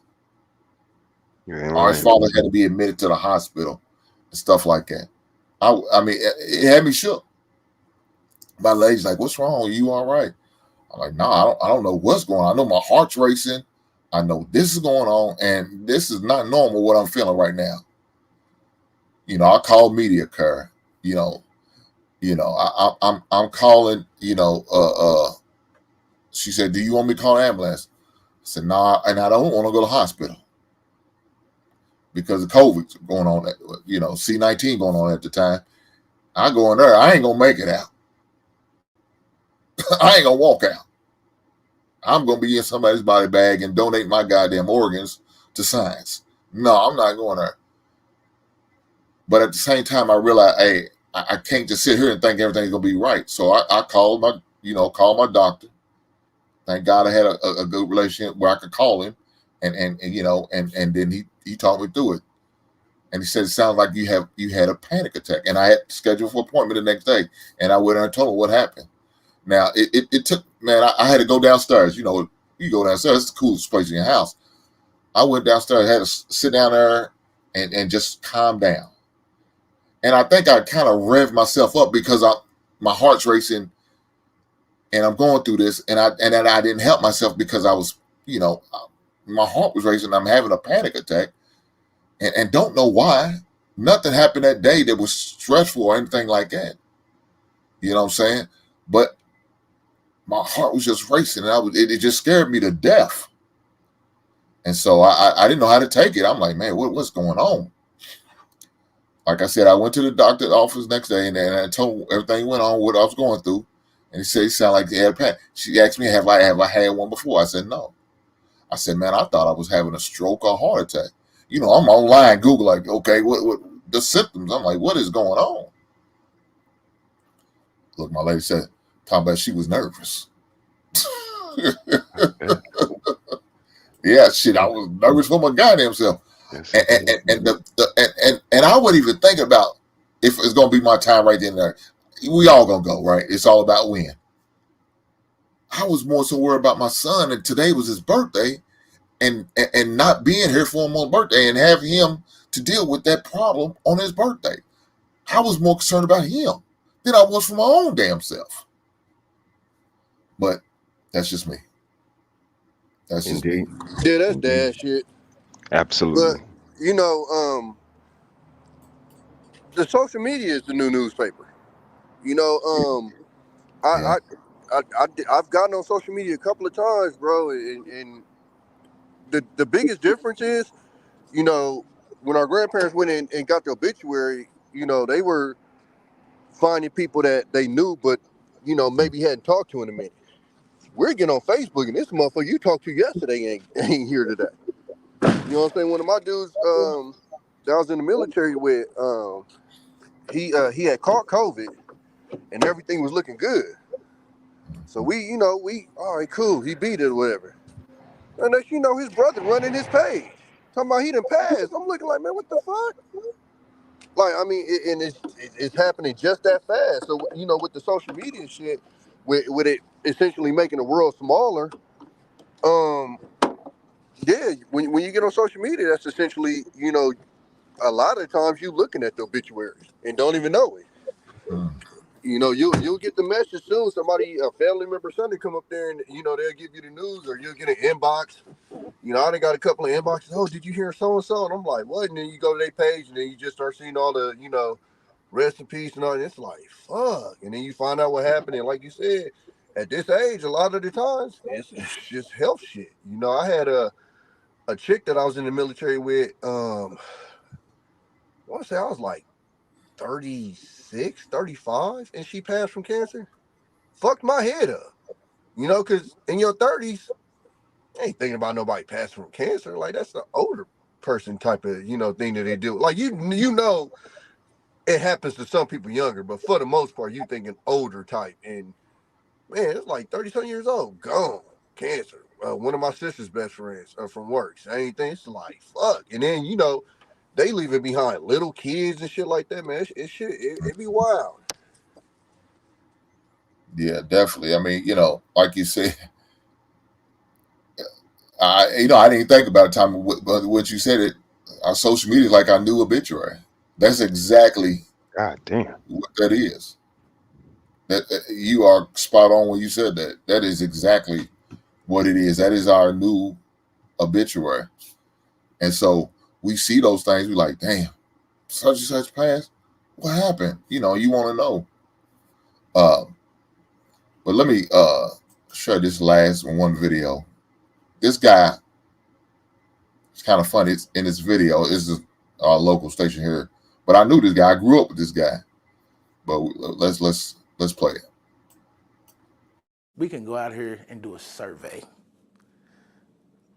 Ask 100 of us, all black males, how long has it been since they've had their blood pressure checked? And I bet you some of them will tell you years. With purpose and intent, Jonathan House just identified and articulated possibly the most dangerous reality among black men in the United States. You're medicated for it. I'm medicated for it. How many other black males aren't? In November of 2021, House says his blood pressure was off the charts when he collapsed from a stroke. At the time, he was also grief-stricken from the recent loss of his mother and stepfather, and overly stressed after the loss of the job he had for more than 20 years. Black males, high blood pressure, stress, diabetes, stuff we don't look at, and the weight of the world, you know, that all piles in on you. House, who's 45 years old, was lucky.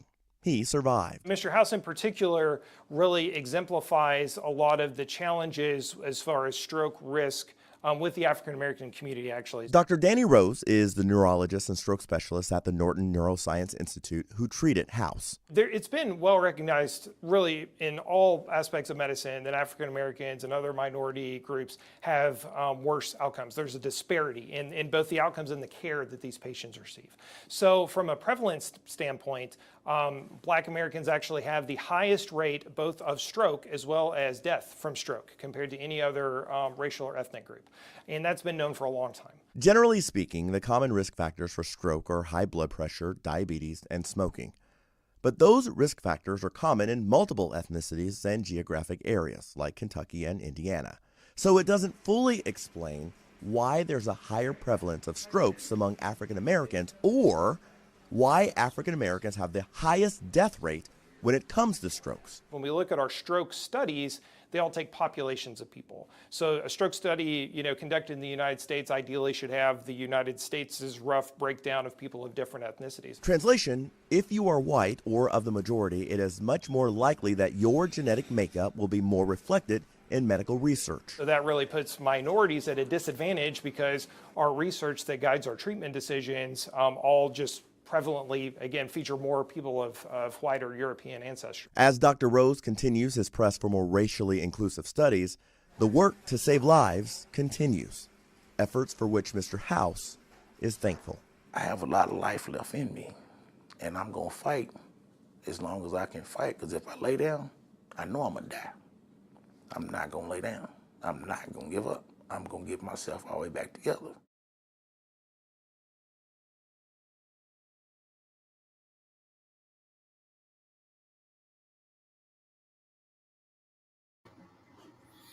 So I know that guy, grew up with that guy as kids, and he's always been a heavyset dude. So this is always what he's been. But one of the things we always try to encourage him, man, is losing weight and how important it is to do that. You know what I'm saying? And how important it is your diet could definitely reflect your lifestyle. So when my man Tommy said intermittent fasting, man, hey man, shout out to you, brother, for doing that. Sure. And especially as a truck driver, I'm sure that's got to be hard, especially you seeing all these, you're on the road, you seeing these restaurants, these fast food restaurants, eating these eatery places, man, and still able to maintain and stay focused and then stay dedicated to doing that. Hey man, shout out to you, brother. That would be hard for me. Well, I'm local, but I do gas. Okay. So I'm in gas stations all the time, so it's the snacks Yeah. and shit. But Same shit. exactly. But to be honest with you, what happened with me is I'm 6'4", so I got a skinny frame. I've always been skinny, but I got up to 250, which for most people would be looking like, oh, that ain't that big. But for me, it was the biggest I ever been. Yeah. No bullshit to you, Hank. I put my pants on one day and put my belt. And when I sat down in the car, the belt buckle dug into my stomach. And it hurt. Like it physically fucking hurt. And at that moment I said, oh hell no. That's it. Like that is it. And my sister's husband, who he's kind of like a bigger dude, he didn't gain weight since they got married. And I had called him and he was joking. He was like, welcome to the club. I said, oh no, nigga, I won't be in this club for much longer. I'm cool. And yeah, I had never experienced that before in my life. And when I talked to the bigger people, they was acting like that's just regular life. And I'm just like, oh, fuck that. I can't. And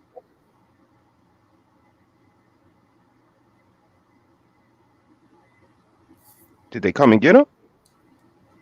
Oh, Tommy, I think you lost Tommy, your sound. blink if you need us, man. Blink twice. Yeah, Tommy, I think you lost your sound, brother. Yeah, I think we lost Tommy's sound.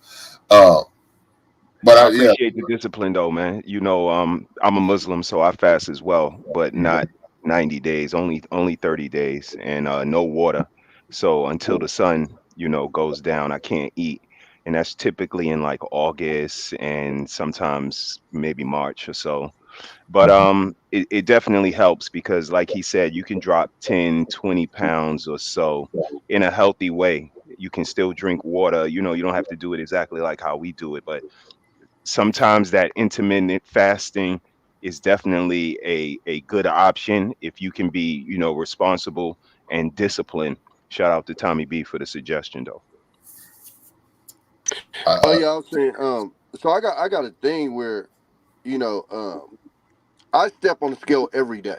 Like a lot of people don't like to do that because they don't want to see the number.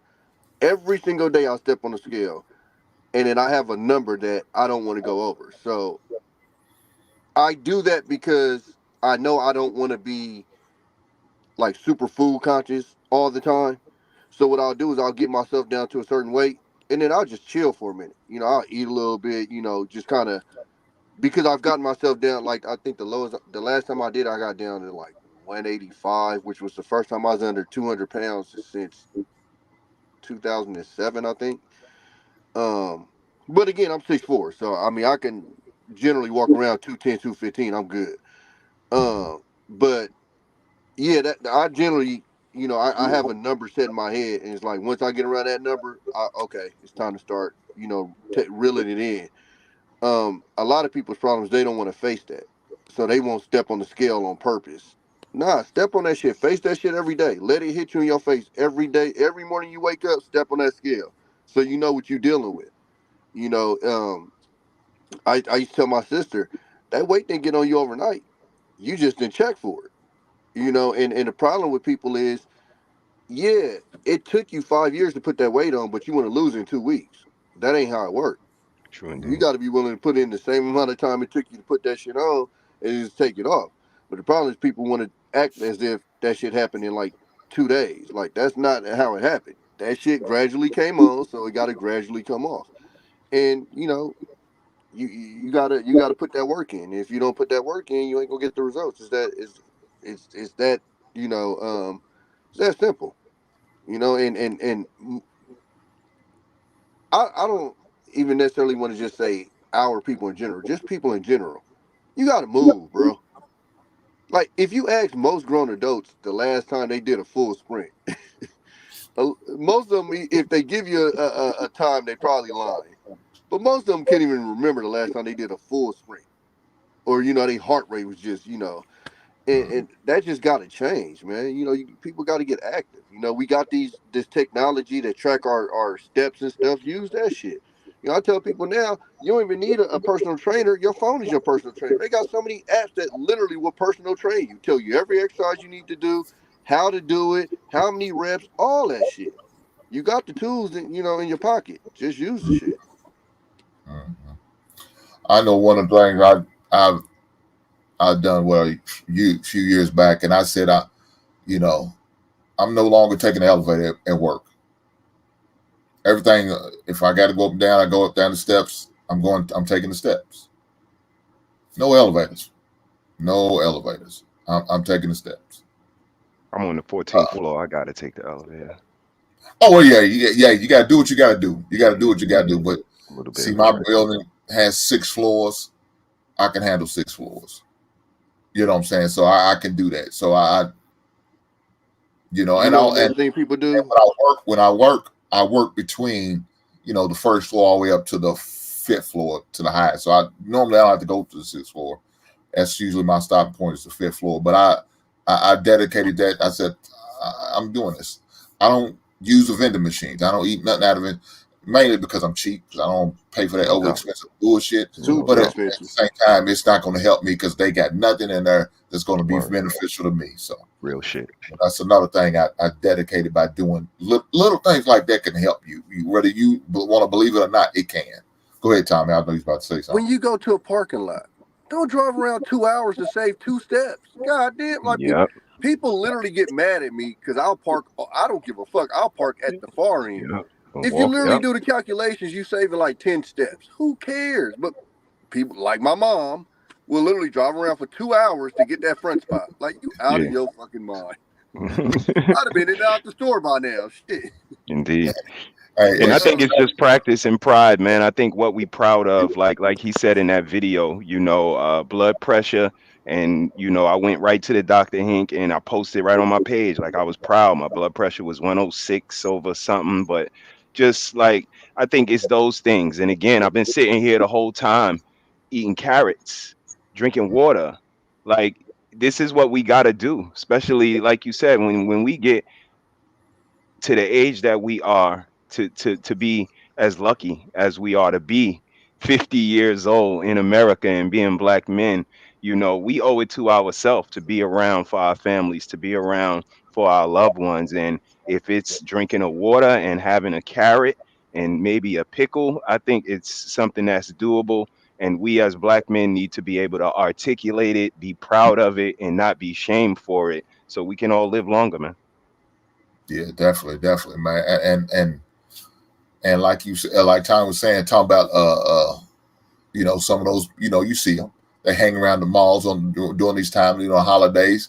They trying to get that front row, and so you'll see them drive around. I follow everybody that comes out the damn door of the mall, trying to get the closest spot they can. Ask, hey, man, you about to move? You know what I'm saying?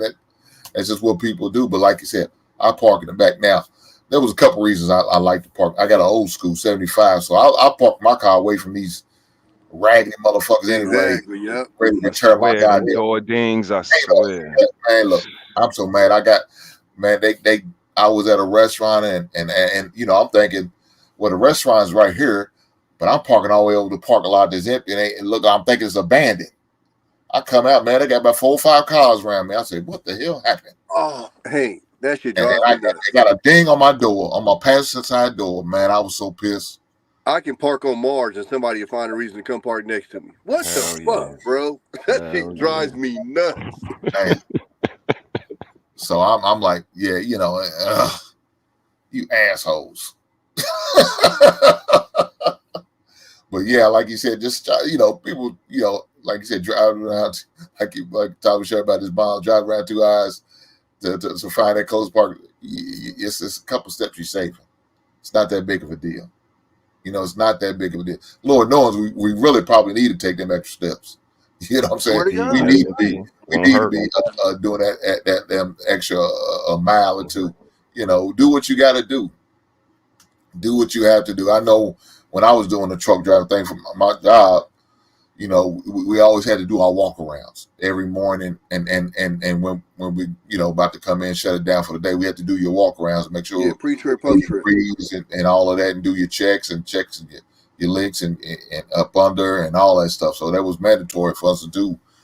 I always make sure I park the truck far away. Now, of course, my co-workers we had to share trucks with, they hated it. Hey, man, why you park all the way down there, man? Why you got to do it? I would never give that. Man, I was on the spot, man. I had, you know, I was ready to go. I ain't ready to work no overtime today. I'm ready to get up out of here. But the real reason why, because I knew I was doing it just for my own personal purpose to get some extra exercise in. That long as I know I'm going to get to the clock. I know I'm going to have to get to, you know, change out and get to the showers and get this shit up off of me. So, yeah, so I do what I got to do just for the exercise, you know, just for my own personal, my mental personal. You know what I'm saying? Give me an opportunity before I walk in that door and deal with what they got to say. I clear my head, get my shit right, and go and do what I got to do. So that was I doing. But now they mad because I'm parked so far away.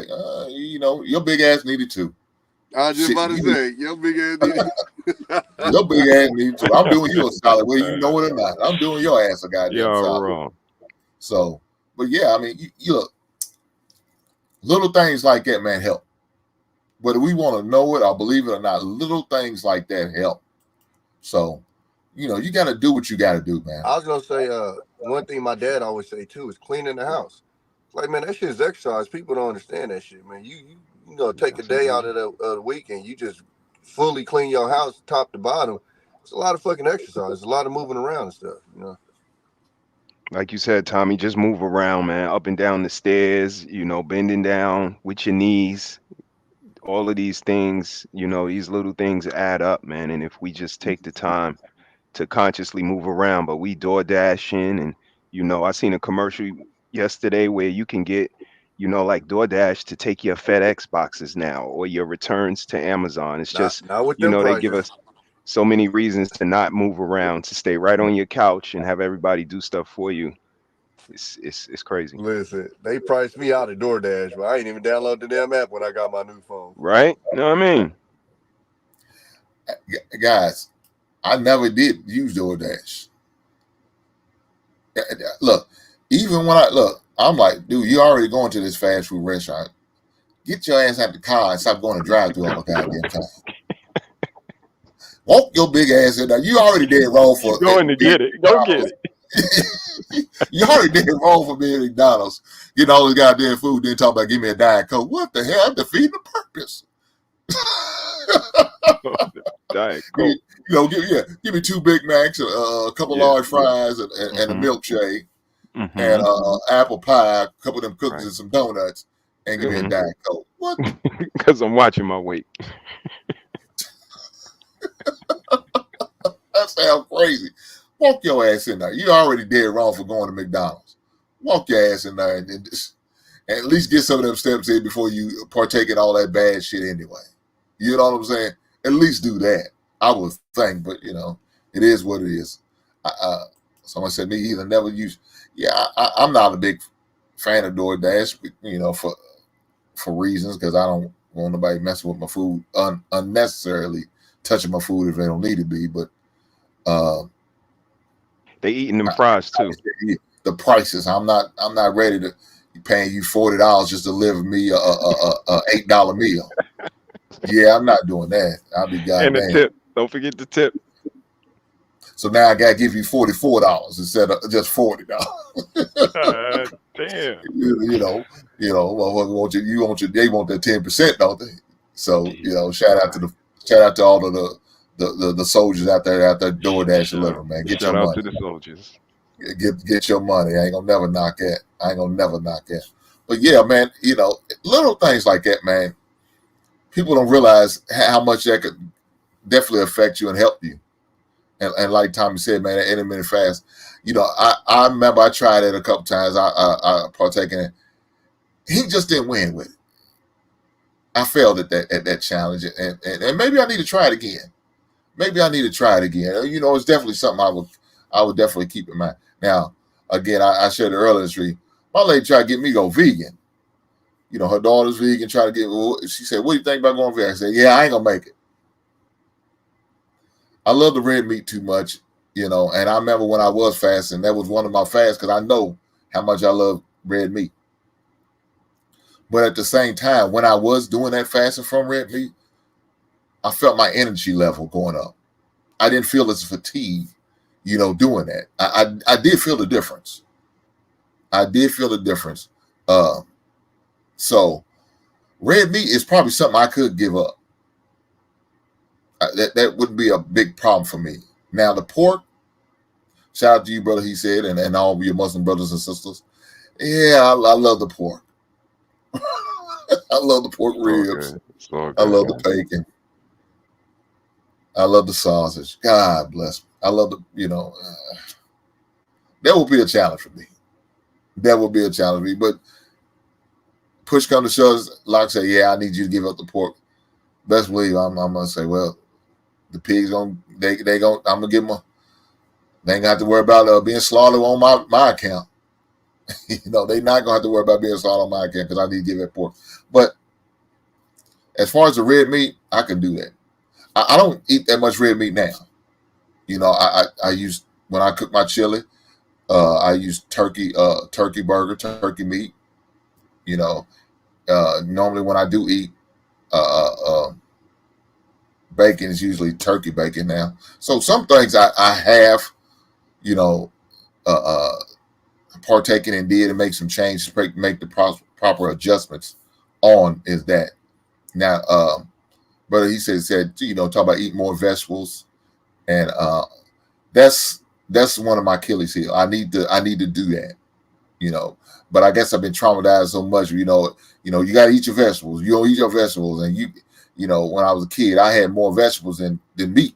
I'm like, damn. But we know that the reason why they're doing it, trying to fill my black ass up, and we ain't got that much. We ain't got that much meat, so you gotta offset it with these vegetables. Got plenty of vegetables, little meat. So I understand why they was doing what they was doing. But yeah, partaking more vegetables is another thing, and another thing is how you cook your vegetables, right? You don't want to cook all the nutrients out of your vegetables, So you got to kind of watch that too.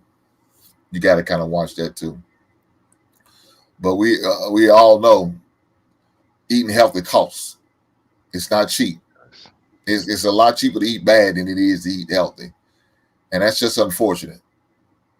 It's just unfortunate. So, I know we encourage people to eat better and do better, but I know there's a cost behind that.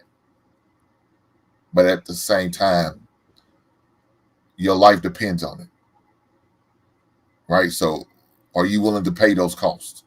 Are you willing to make those type of sacrifices in order to be around a little longer than your expectation is if you continue to eat bad and eat unhealthy?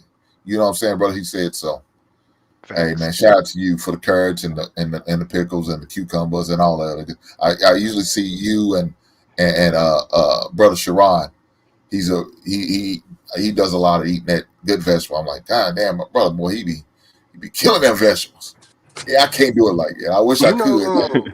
when I ate healthier, Hank, what the key to what I did is I found the healthy stuff that I liked and I stuck to that. So, like, I don't mind baked chicken. Baked chicken is good to me. It also happens to be good for you. So I would go heavy on baked chicken, baked fish.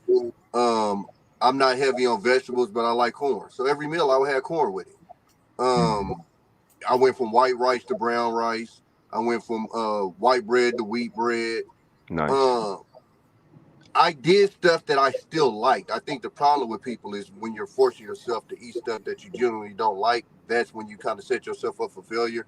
I just found the quote unquote healthy foods that I actually enjoyed, and then it was a lot less harder to stick with it. Another thing with the intermittent fasting is when I failed, I didn't double down on it. So when I failed, I just started right back again, right from that point. So it wasn't no pressure on me. So one thing I see people do is, oh, this is my cheat day. I never had a cheat day. I would have a cheat meal. So, oh, I fucked up on that meal, but I'm right back on it now. And so I didn't stack up my L's. It was just like, okay, you know, I was supposed to go one meal a day. I ate 2 meals today. Okay, well, tomorrow, right back on my one meal.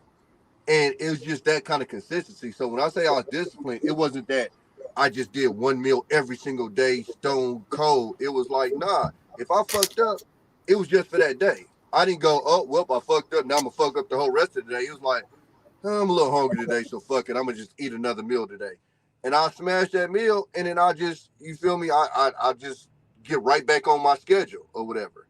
So it's just little things like that that help you get through it. But what people need to understand, the reason why I said I ate what I wanted to eat was because I'm giving my system. We literally eat breakfast, then 3 or 4 hours later eat lunch. If we haven't eaten a snack in between, then we eat lunch, then we snacking in between there, and then we eating dinner. So your stomach is constantly processing this food, digesting this food. Whereas for me, when you do one meal a day, your body's getting a full 24 hours to digest one meal. And that's why it works so well, because you're literally giving your body a full day to digest that one meal. And I'm not gonna lie, it's a little intimidating at first because in your head you're thinking like 1 meal a day, fuck, I'm gonna be hungry as fuck. But what people don't understand is water is a filler. So whenever I felt hungry, I would drink water, and it literally would make me feel like I was filled up. Now, you know, you go into the bathroom and you pissing, that's all water weight coming out. You know what I'm saying? So that's pretty much how I tried to rock it. I didn't try to go, you know, and eat like kale and, you know, all kind of other shit that I didn't know about or didn't like. I tried to stick with stuff that I like that just so happened to be healthy, and just stuck with that. And then it's not hard because I like it anyway. You know. I'm about to get back to work though, man. It was good seeing y'all. Y'all have a good 24. I'm gonna watch from the clouds. You know it, Tommy B. For Always sure, a big pleasure, All right, bro. bro. Be easy, Have a big good brother. I shift, appreciate man. you Be coming. safe. No problem, y'all. Yes, sir. All right, Tommy. But Tommy said some things right there I definitely agree with. If you're going to eat vegetables, eat the ones you like. That definitely makes sense to me. So one of the vegetables I like, and shout out to my lady, asked me what else do I want with my salmon? Broccoli, sweet potato. You know, those are some of the two vegetables that I like to partake in. Sweet potato is You very know, nice. Those are usually my go-to. I also like, you know, I'm a fan of cabbage. I'm a fan of cauliflower. So those are some of the vegetables that I like to partake in. Now, some of the ones I have a hard time with, peas. You know, I'm not a fan of peas. I don't like that. It's funny. I don't like corn off the cob, but I like corn on the cob. I don't know what, it's still the same goddamn thing, but I guess it's just a mental thing. I don't know why I do that, but that's just me. I prefer to have my corn on the cob. And you know, of course, I like to have my corn grilled or the street corn as you I like to partake in when I eat I go to the food trucks with some of my Latin brothers and sisters. But yeah, eating the vegetables that you like, that's good for you. You know, so that makes a lot of sense to me. And yes, this is true. I do hate Brussels sprouts and asparagus. I do. Damn. You don't like asparagus? That shit looks slimy to me, man. I can't do that. And the Brussels sprouts, they remind me like baby cabbages.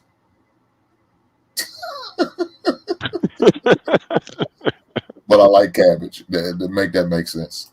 I can't. What's up, Marcus? What's going on, brother? Marcus, what's popping? What's up, fam? How you guys doing? Oh man, you know, it's all good, man. It's a beautiful day talking about men's health. About to get out of here. Show you real quick. Hold up. Show you some of this right here. Okay, what we got?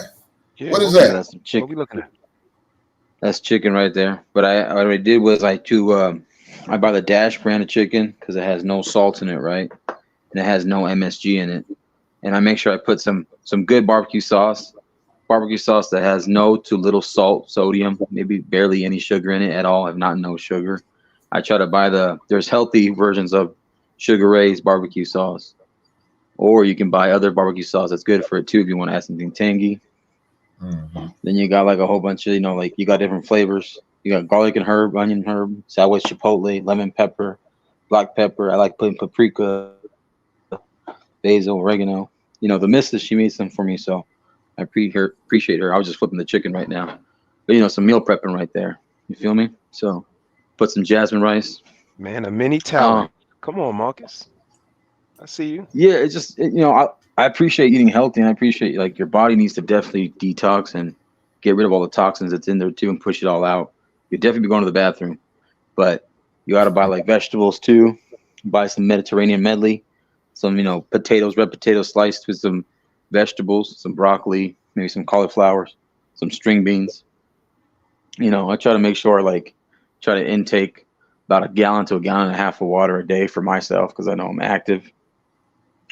And then try to have some stuff that's potassium, right? Try to, like, replace dairy products with almond milk, cashew milk, coconut milk type stuff like that. Especially if you're in the market to where you want to be careful how much you're spending, or if you got a budget and you can't spend that much. Go to the grocery stores at days when it's, you know, beneficial and have discounts and stuff where it's lower price. That way you can afford it too. Because a lot of markets, especially the bigger brand names, they'll have it like on a Wednesday or a Thursday or something. So take the time out, even if it takes like an hour. Take the time out to go to the store, because your body's gonna, you know, it's gonna benefit from it, and your body's gonna appreciate it when you know, give them the proper stuff to cook it and stuff. Because you got to treat your body as a temple as much as we can for as long as we can, because you only have one life. You feel me? So just watch yourself. Just like Hank says, yeah, go to the doctor, check what you're eating, you know. And if you can't afford a nutritionist, try checking through your medical insurance, see if they can point you one, they can direct you some. Your doctor can say, hey, check out this nutritionist, he's available or she's available this day of the week or something like that, maybe through email. Sometimes people do Zoom meetings too. They can help you out like that. Try to see if you can, you know, hold on to your macros and your micros and your nutrients and stuff, your carbs, protein, healthy fat intake. You know, so stuff like that, you know. Try to drink teas and stuff too, especially right now when it's cold right now, winter, you know. Get rid of that, you know, I know the epidemic, the flus and stuff. So it's up to you. It's what you want. It's how much work you want to put in and how much homework you want to do too. You know, if you really want to ace the test, right, you got to study, right? Boom. So to do that too. I've been in fitness for a long time. I appreciate what, you know, my football coaches taught me and my wrestling coaches taught me when I was in the military, whether I was in personal fitness or weight training, you know, and just people along the way that I met at the gym or something too. Like I had older cats that you saw these people. I'm like, whoa, like, why aren't you in the magazine? You know, like magazine Men's Fitness, you know, like shout out to Hank, you know, Men's Health Fitness magazine type stuff. And, you know, they taught me some game too. So I appreciate what they taught me too. And there's people that They could have been instructors or trainers, but they're like, nah, man, because I want to just have this as a hobby and something I enjoy. I don't want to make it like a job. And I understand that. So, but I appreciate the wisdom they taught me too, though. True indeed. Yeah, definitely that. And it's funny you brought some other things into, and that's them supplements. Those are definitely important. Look, especially what I used to take during the height of C19. Was taking that zinc, make sure I had my vitamin B and my vitamin D. And I prefer the gummies. It's more easier to deal with, because some of them pills, man, they look like they goddamn horse pills. I'm like, man, who the hell wants to swallow I them? remember when I drank, the gummies when I was like 14. I appreciate that. Whatever, man. See, the brother was bringing some great knowledge, but then he want to shit on me. Want to thank him for his contribution today.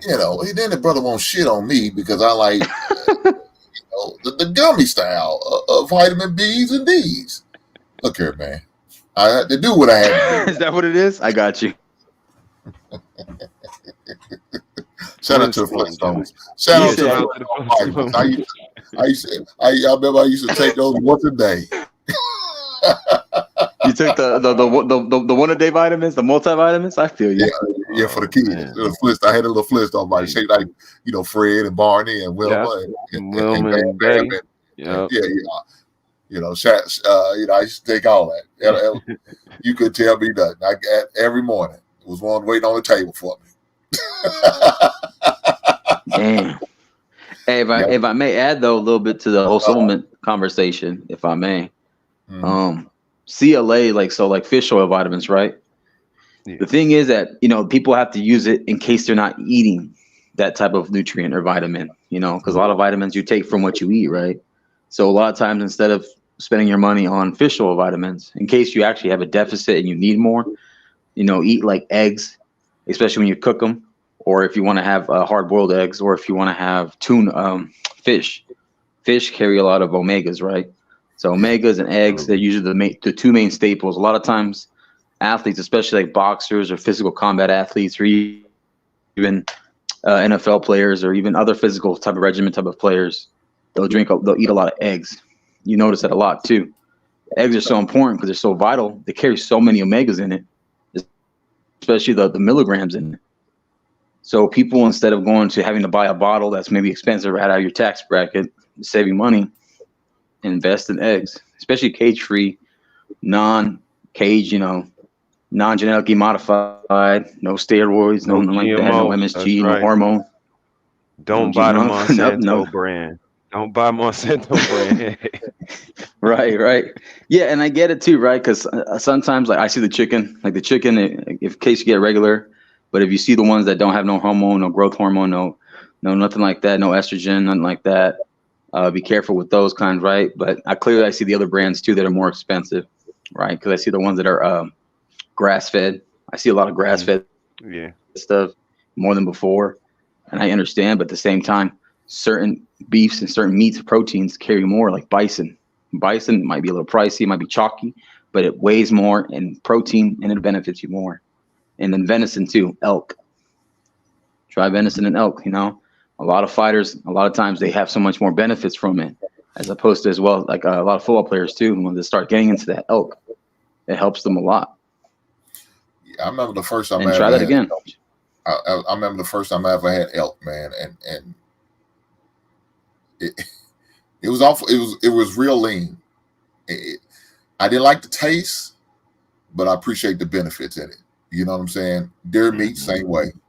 Now it depends on the deer meat. Make sure they the person the person who you get it from, and they drained it well, and because you don't want that. It gives a funny taste if they don't drain all the blood up out of it, right? So that's gamey. It's gamey. Yeah, that's the word, gamey. I'm not a fan of. I remember the first time I got introduced there was do a deer chili. I didn't like that, but I did like the summer sausage that they made. I did appreciate that. Not a fan of deer jerky either. I'm not a fan of that, but I was more so the deer sausage. I like that. And boss. Well, I said earlier, I'm too over that bullshit. Fair enough. But the summer sausage is what I guess I enjoy the most, because you're able to eat it with some crackers or some cheese or whatever your choice of taking, having a summer sausage with. But I was more so a fan of that. But then I think when you cook it in chili, it could be good. I mean, to me, it could be good. It depends on how you. I don't like chili mac. I don't like all that goddamn macaroni elbow noodles. Don't do that shit. Just give me just they making hamburger helper. I call it chili mac. I don't know what the shit. It looks nasty. It tastes nasty too. I hate that. I'm just not a fan of chili with noodles in there, but it is what it is. But that was the first time I was introduced to deer meat. Was deer chili. That's what that's what it was called. And it was all right, but I was more so fan of the summer sausage and all that. So shout out to deer meat and elk meat. I do like elk meat. Elk meat's pretty good. It's very filling. You don't have to. The thing about elk meat, you don't have to have a lot of it to fill you up. Yeah, I tell you that shit fills you up fast. So I haven't had it in a while, but yeah, it's pretty good. I liked it. So yeah. I mean, I think too, people need to understand too, when you're going into fitness and trying to be healthy, like be careful and research the supplements you take. Don't just go just because when you just heard one opinion. Talk to actual professionals, or go online and look them up. Look up the ingredients that have inside of these supplements, because think about this. Enterocolitis is a serious thing. So enterocolitis is when they crystallize organs. They form into the organs become crystallized because of the consumption of said supplements, certain ones, right? Because the FDA or the drug department, like a lot of times they might get passed, but then they'll say, hey, be careful, be cautious, because some of these can cause certain issues later in the long run. So, athletes, like I remember one athlete in particular, George St. Pierre, he had enterocolitis, and there were certain supplements that happened to him that, because of that, he had health issues. So he couldn't really perform anymore and couldn't enjoy the game of fighting anymore because his organs were crystallized and they were damaged in that way. And he's regarded as one of the greatest fighters of all time, but he stopped because of it. He stepped away for about 4 or 5 years from fighting. And that's a serious issue, because other well-known fitness influencers are in the game that were elite fit, but yet they had those same issues. And you got to watch out for what you intake, whether it's creatine, whether it's pre-workout, thermogenics, which is a fat burner. You have ZMAs, which is zinc and magnesium. Now, zinc and magnesium, I have found a lot of benefits in it myself, because when I would take it, it helped me rest, and I didn't feel sore the next day to work out even harder. That's why I love that zinc and magnesium, ZMAs. Also, amino acids, depending on the brand you get too, and because sometimes the more you pay, you do get better quality, but sometimes when you do higher pay, you might not get as much of a difference. So it's all about the reviews too. Who you talk to, get a first, second, and third opinion. Ask around before you actually embark in these kind of journeys. I think one protein that I love taking, especially as a shake, and I would take it sometimes like twice a day, would be Isopure brand protein. Yeah, they have low carb and they have zero carb forms. Then they have moderate to medium carb, but they're usually for low carb and zero carb people. So basically, if you want to get lean or maintain your muscle while still keeping your strength, that's usually one of the hardest things to do, is maintain your strength while you're losing or cutting weight and being toned, because it's usually the opposite. You gain weight, you want to get stronger. You want to lose weight, you get more toned and leaner,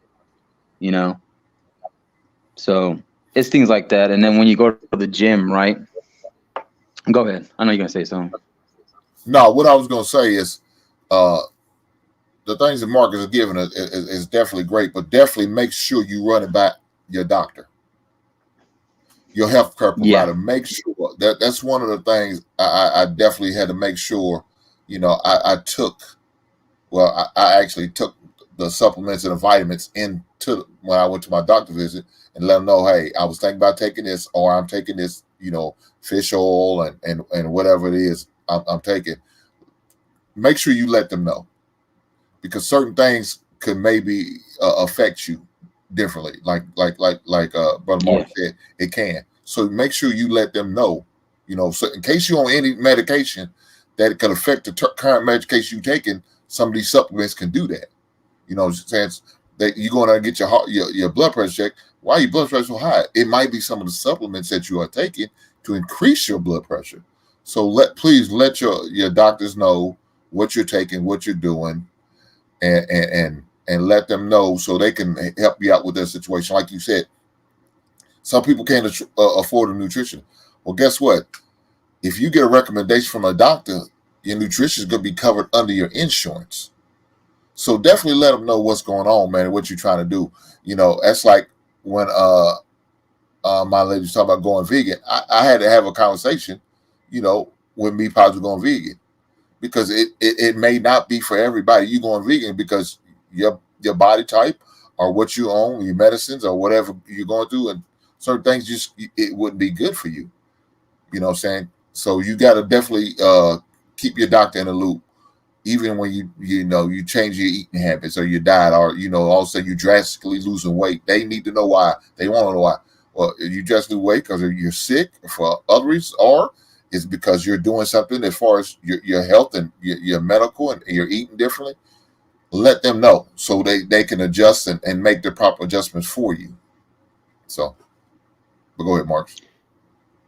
Yeah, no, and just also when it comes to these supplements, right?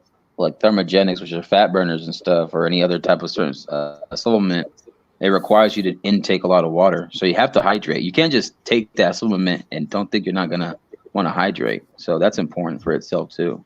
Absolutely. Absolutely. Yo, I appreciate you having me, Hank, man. I'm about to jet. I got a couple of things to do around the house, but always a pleasure coming up, man. I appreciate you, the forum that you provide. And fellas, listen to Hank, man. Protect yourself at all times. He'll tell y'all the rest. Marcus, always a pleasure, brother. Until I see y'all next time, man. Y'all have a good night. Shout out You to the too, brother. chat. Y'all take care, brother. Take care, brother. Again, Marcus, I told you I'm about to end the show. Why you always come up towards the end? You gave a lot of great information. Why couldn't you come like maybe in the middle or beginning? You always want to come at the tail end of shit. What's up with that, bro? My bad, bro. I got caught up with other stuff to do. My bad. But I saw you live. I was gonna stop by earlier. I was like, but y'all were having a conversation, so I thought you were good. Nah, man, you good. It's all good. I appreciate you whenever you come up here, brother. I promise you I do. Definitely. Or I said your doctor can help you put together a diet and exercise plan that works for you. He or she can also help you set realistic goals and keep you on track. I know that's right. So and definitely, that's definitely why you need to definitely make sure you keep your doctor in the loop. Let them know what's going on, how what your plan is, what you're looking to do, and what you think about doing. And like I said, they definitely can help you with a certain plan. Again, they can turn you on to a nutritionist, and they can recommend it, and it can be covered under your health insurance. So why not use that as a benefit? So, but go ahead, Marcus. Before I'm gonna let you go and get your little final thought in before I shut this thing down. Yeah, again, I appreciate you holding this kind of show because this is actual solid, great substance and a lot of important information. It's positive information too, right? This is not to deter or make anyone feel like, hey, damn, like I'm messing up. Well, think of it as a new chance and a new opportunity to change. Just change is good. It's going to be tough. It's not easy, but it's something that's necessary. As humans, we have to adapt to survive, and not why adapt in a way where you will feel not just health-wise amazing, but mentally and emotionally you'll feel even better. You look at yourself and you'll be like, damn, I can wake up and I'm not panting over breathing hard and struggling to get up the stairs and stuff like that. Like I can keep up with the kids or the nieces and nephews and stuff like that and not struggle for it. So take the time, and if you're going to go in the gym too, make sure you understand what you're doing. You ask questions. Hey, listen, am I doing this stretch right? Am I doing this workout right? Don't ego lift. Make sure to perfect the form of the technique of a workout too. Don't just go half-ass and hurt yourself, because that's how hernias happen, right? Hernias, people pass out. stuff like that. You probably seen some stuff, Hank, in some of these workout rooms, you know, and you know some of the kids don't listen, or they just, hey, take the time to actually listen and take the game. Whether you're doing calisthenics, which is body weight, free weights, barbell weights, Olympic lifting, barbell lifting, you know, etc. The list goes on what type of different workouts, plyometrics, stuff like that, aquatic workouts, cardio, do dynamic stretching. Aesthetic stretching or dynamic warm-ups, stuff like that. So take the time. But other than that, Hank, I appreciate you. Shout out to you. Everybody make sure you subscribe to Hank. Like, share, subscribe, leave a comment, hit the Cash App notification bell. Well, Marcus, I appreciate you, brother. Thanks you, and always for coming by, man, and always bringing some good knowledge and good insight, man, to the conversation. I definitely appreciate you, sir. Thank you, brother. Thank you. You have a good evening, my guy. You too, bro. All right. Well, guys, look. Once again, I appreciate you guys being here. I appreciate you guys rocking with me. I appreciate the everybody that stopped through, man. Like brother he said, man, my brother Tommy, brother Fatty, shout out to them. Brother Marcus for coming through, man, and not only just contributing to the panel by just coming through, but just dropping some good gems. Bring some good knowledge, sharing some stories, man, you know, that we didn't know about. You know what I'm saying? Allow them to talk about some of the things that they personally are going through and some of the personal challenges and struggles and accomplishments they're going through. So shout out to them guys for coming through, sharing that. And for you in the chat, you know, who also participated by sharing a few things here and there. I appreciate you guys. Thank you. Thank you. And I want to, you know, just say, you know, thank you, brother Ronnie. Thank you, knowledge in relationship, brother. Thank you for coming by. Travel One, thank you for coming by. Even though it's short-lived at times, and you usually take shots at me, I still want to thank you. Sister, he said, I thank you. Dorian, thank you for coming through. Marcus, shout out to you. Liberated Soul Rebel, brother. Thank you for coming through, my guy. I appreciate you, sir. Who else we got in here? He said, what now? W23G. Thank you, sir, for coming through, my guy. I appreciate you, my man. Evil Batman. Shout out to Evil Batman. Coming through. No Jars. I think that's how you pronounce that. Shout out to you for coming through, my guy. I appreciate that. My man Stanley. Thank you for coming through. Sister Ty. Shout out to you, sis. I appreciate you coming through. Marcus. Thank you for coming by. Brother Payne. Not only coming through, brother, but dropped through a couple super chats.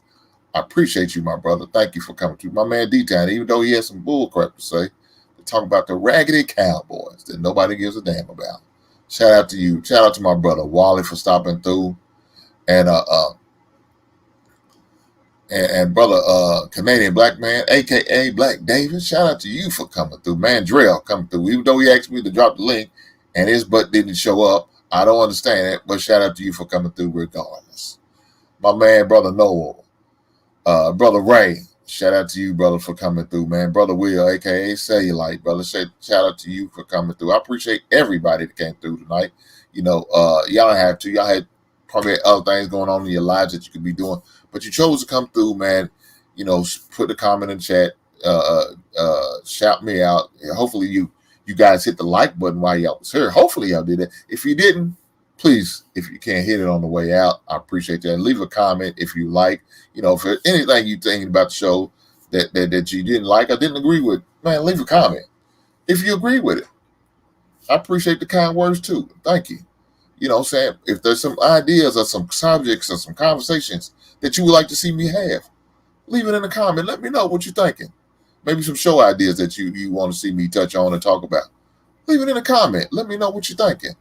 But regardless of what you have to say, man, I appreciate you guys coming by. Thank you for rocking with me tonight. Again, looking forward to continue to do great things in the coming year of 2024. Continue to do my sports shows on Mondays and continue to have that real grown adult conversation on Wednesdays, man. Regardless of whatever the subject is, I'm going to try to keep it all the way right, professional, and bring a good show so y'all can not only be informed and y'all can also learn something, but also be entertained. You know what I'm saying? So that's the whole goal, right? To make sure we are sharing good information that you can definitely benefit from in the long run. So, hey, guys, I need for y'all guys to stay healthy. Do what you need to do. At the end, black man, please protect yourself at all times. Whether you got to get on somebody's Zoom meeting or somebody's couch, man, make sure you're mental right. That's very important. Hey, get your blood work done. A1C, make sure that's in order. Diabetes and heart disease, two of the most biggest killer amongst black men. Do what you got to do. Get your checkups, get your blood work, get your full physical. Not that half-hearted physical. Get a full physical. Go in there. Have the conversation with your doctors. Go to your doctor's appointment. Make a doctor's appointment. Do what you have to do. A man of a certain age, prostate and colonoscopies, they got to be done. They got to be done. So make sure you get those things scheduled. Make sure you get your colonoscopy. Make sure you get your prostate checks. Make sure you do your blood work and do all of that. Look, they got all type of means of doing that. Now you could just deliver your shit in a box and they could check it through that, if that's what you got to do. But if you know you're a man of high risk, definitely schedule to get the prostate and your colonoscopy checks and get them scans and get it done. It's necessary. A lot of these things could be prevented, but you got to make sure you do the preventive maintenance in order to do that. So make sure you schedule for those things. Take care of your business, guys. In order for us to rule the world someday, you got to be here with me. In order for you to see not only your babies, but your grandbabies, hopefully your great-grandbabies grow up and see how what you've done in life was able to be passed on to them, you got to be here. In order to be here, you got to take care of yourself. You got to take care of yourself. Make sure you eat right. Make sure you exercise. Make sure you take care of yourself by doing the right things and make sure you have a good and wholesome, great diet. Sister said, make sure you have a copy of it. Definitely. Look, you know the beautiful thing about modern technology, Sister Groves, is that you can use my chart and they have a list of all your medicine right in there. But like you said, make sure you have your own personal record. Have a copy. Have the proper documentation you need to know if you're on whatever medication you're on. You have a copy of that. Yes, that's true. But like I said, shout out to Norton's My Chart. They keep up with all those things. But just make sure you keep up with it yourself, right? That's one of the things you have to make sure you do. Make sure you have your own records for yourself. That is very important. So shout out to Mrs. Gross for coming through with that good knowledge and that good gem. That's definitely important. She said, and compare it each year. I know that's right. I know that's right. Shout out to you. Thank you for coming by. Thank you for coming by. Like I said, continue to do what you need to do to protect yourself at all times, man. Do what you need to do. You know what I'm saying? Like I said, as black men, we need to do these things. We have to do these things. You know what I'm saying? Our health is very important. Ain't no need you getting a bag and making the 6 figures, but you can't live long enough to really enjoy it. So do what you have to do. Do what you have to do. With that being said, hey, I appreciate you guys for coming by. I appreciate you guys rocking with me and looking forward to seeing you on the next show. Right on.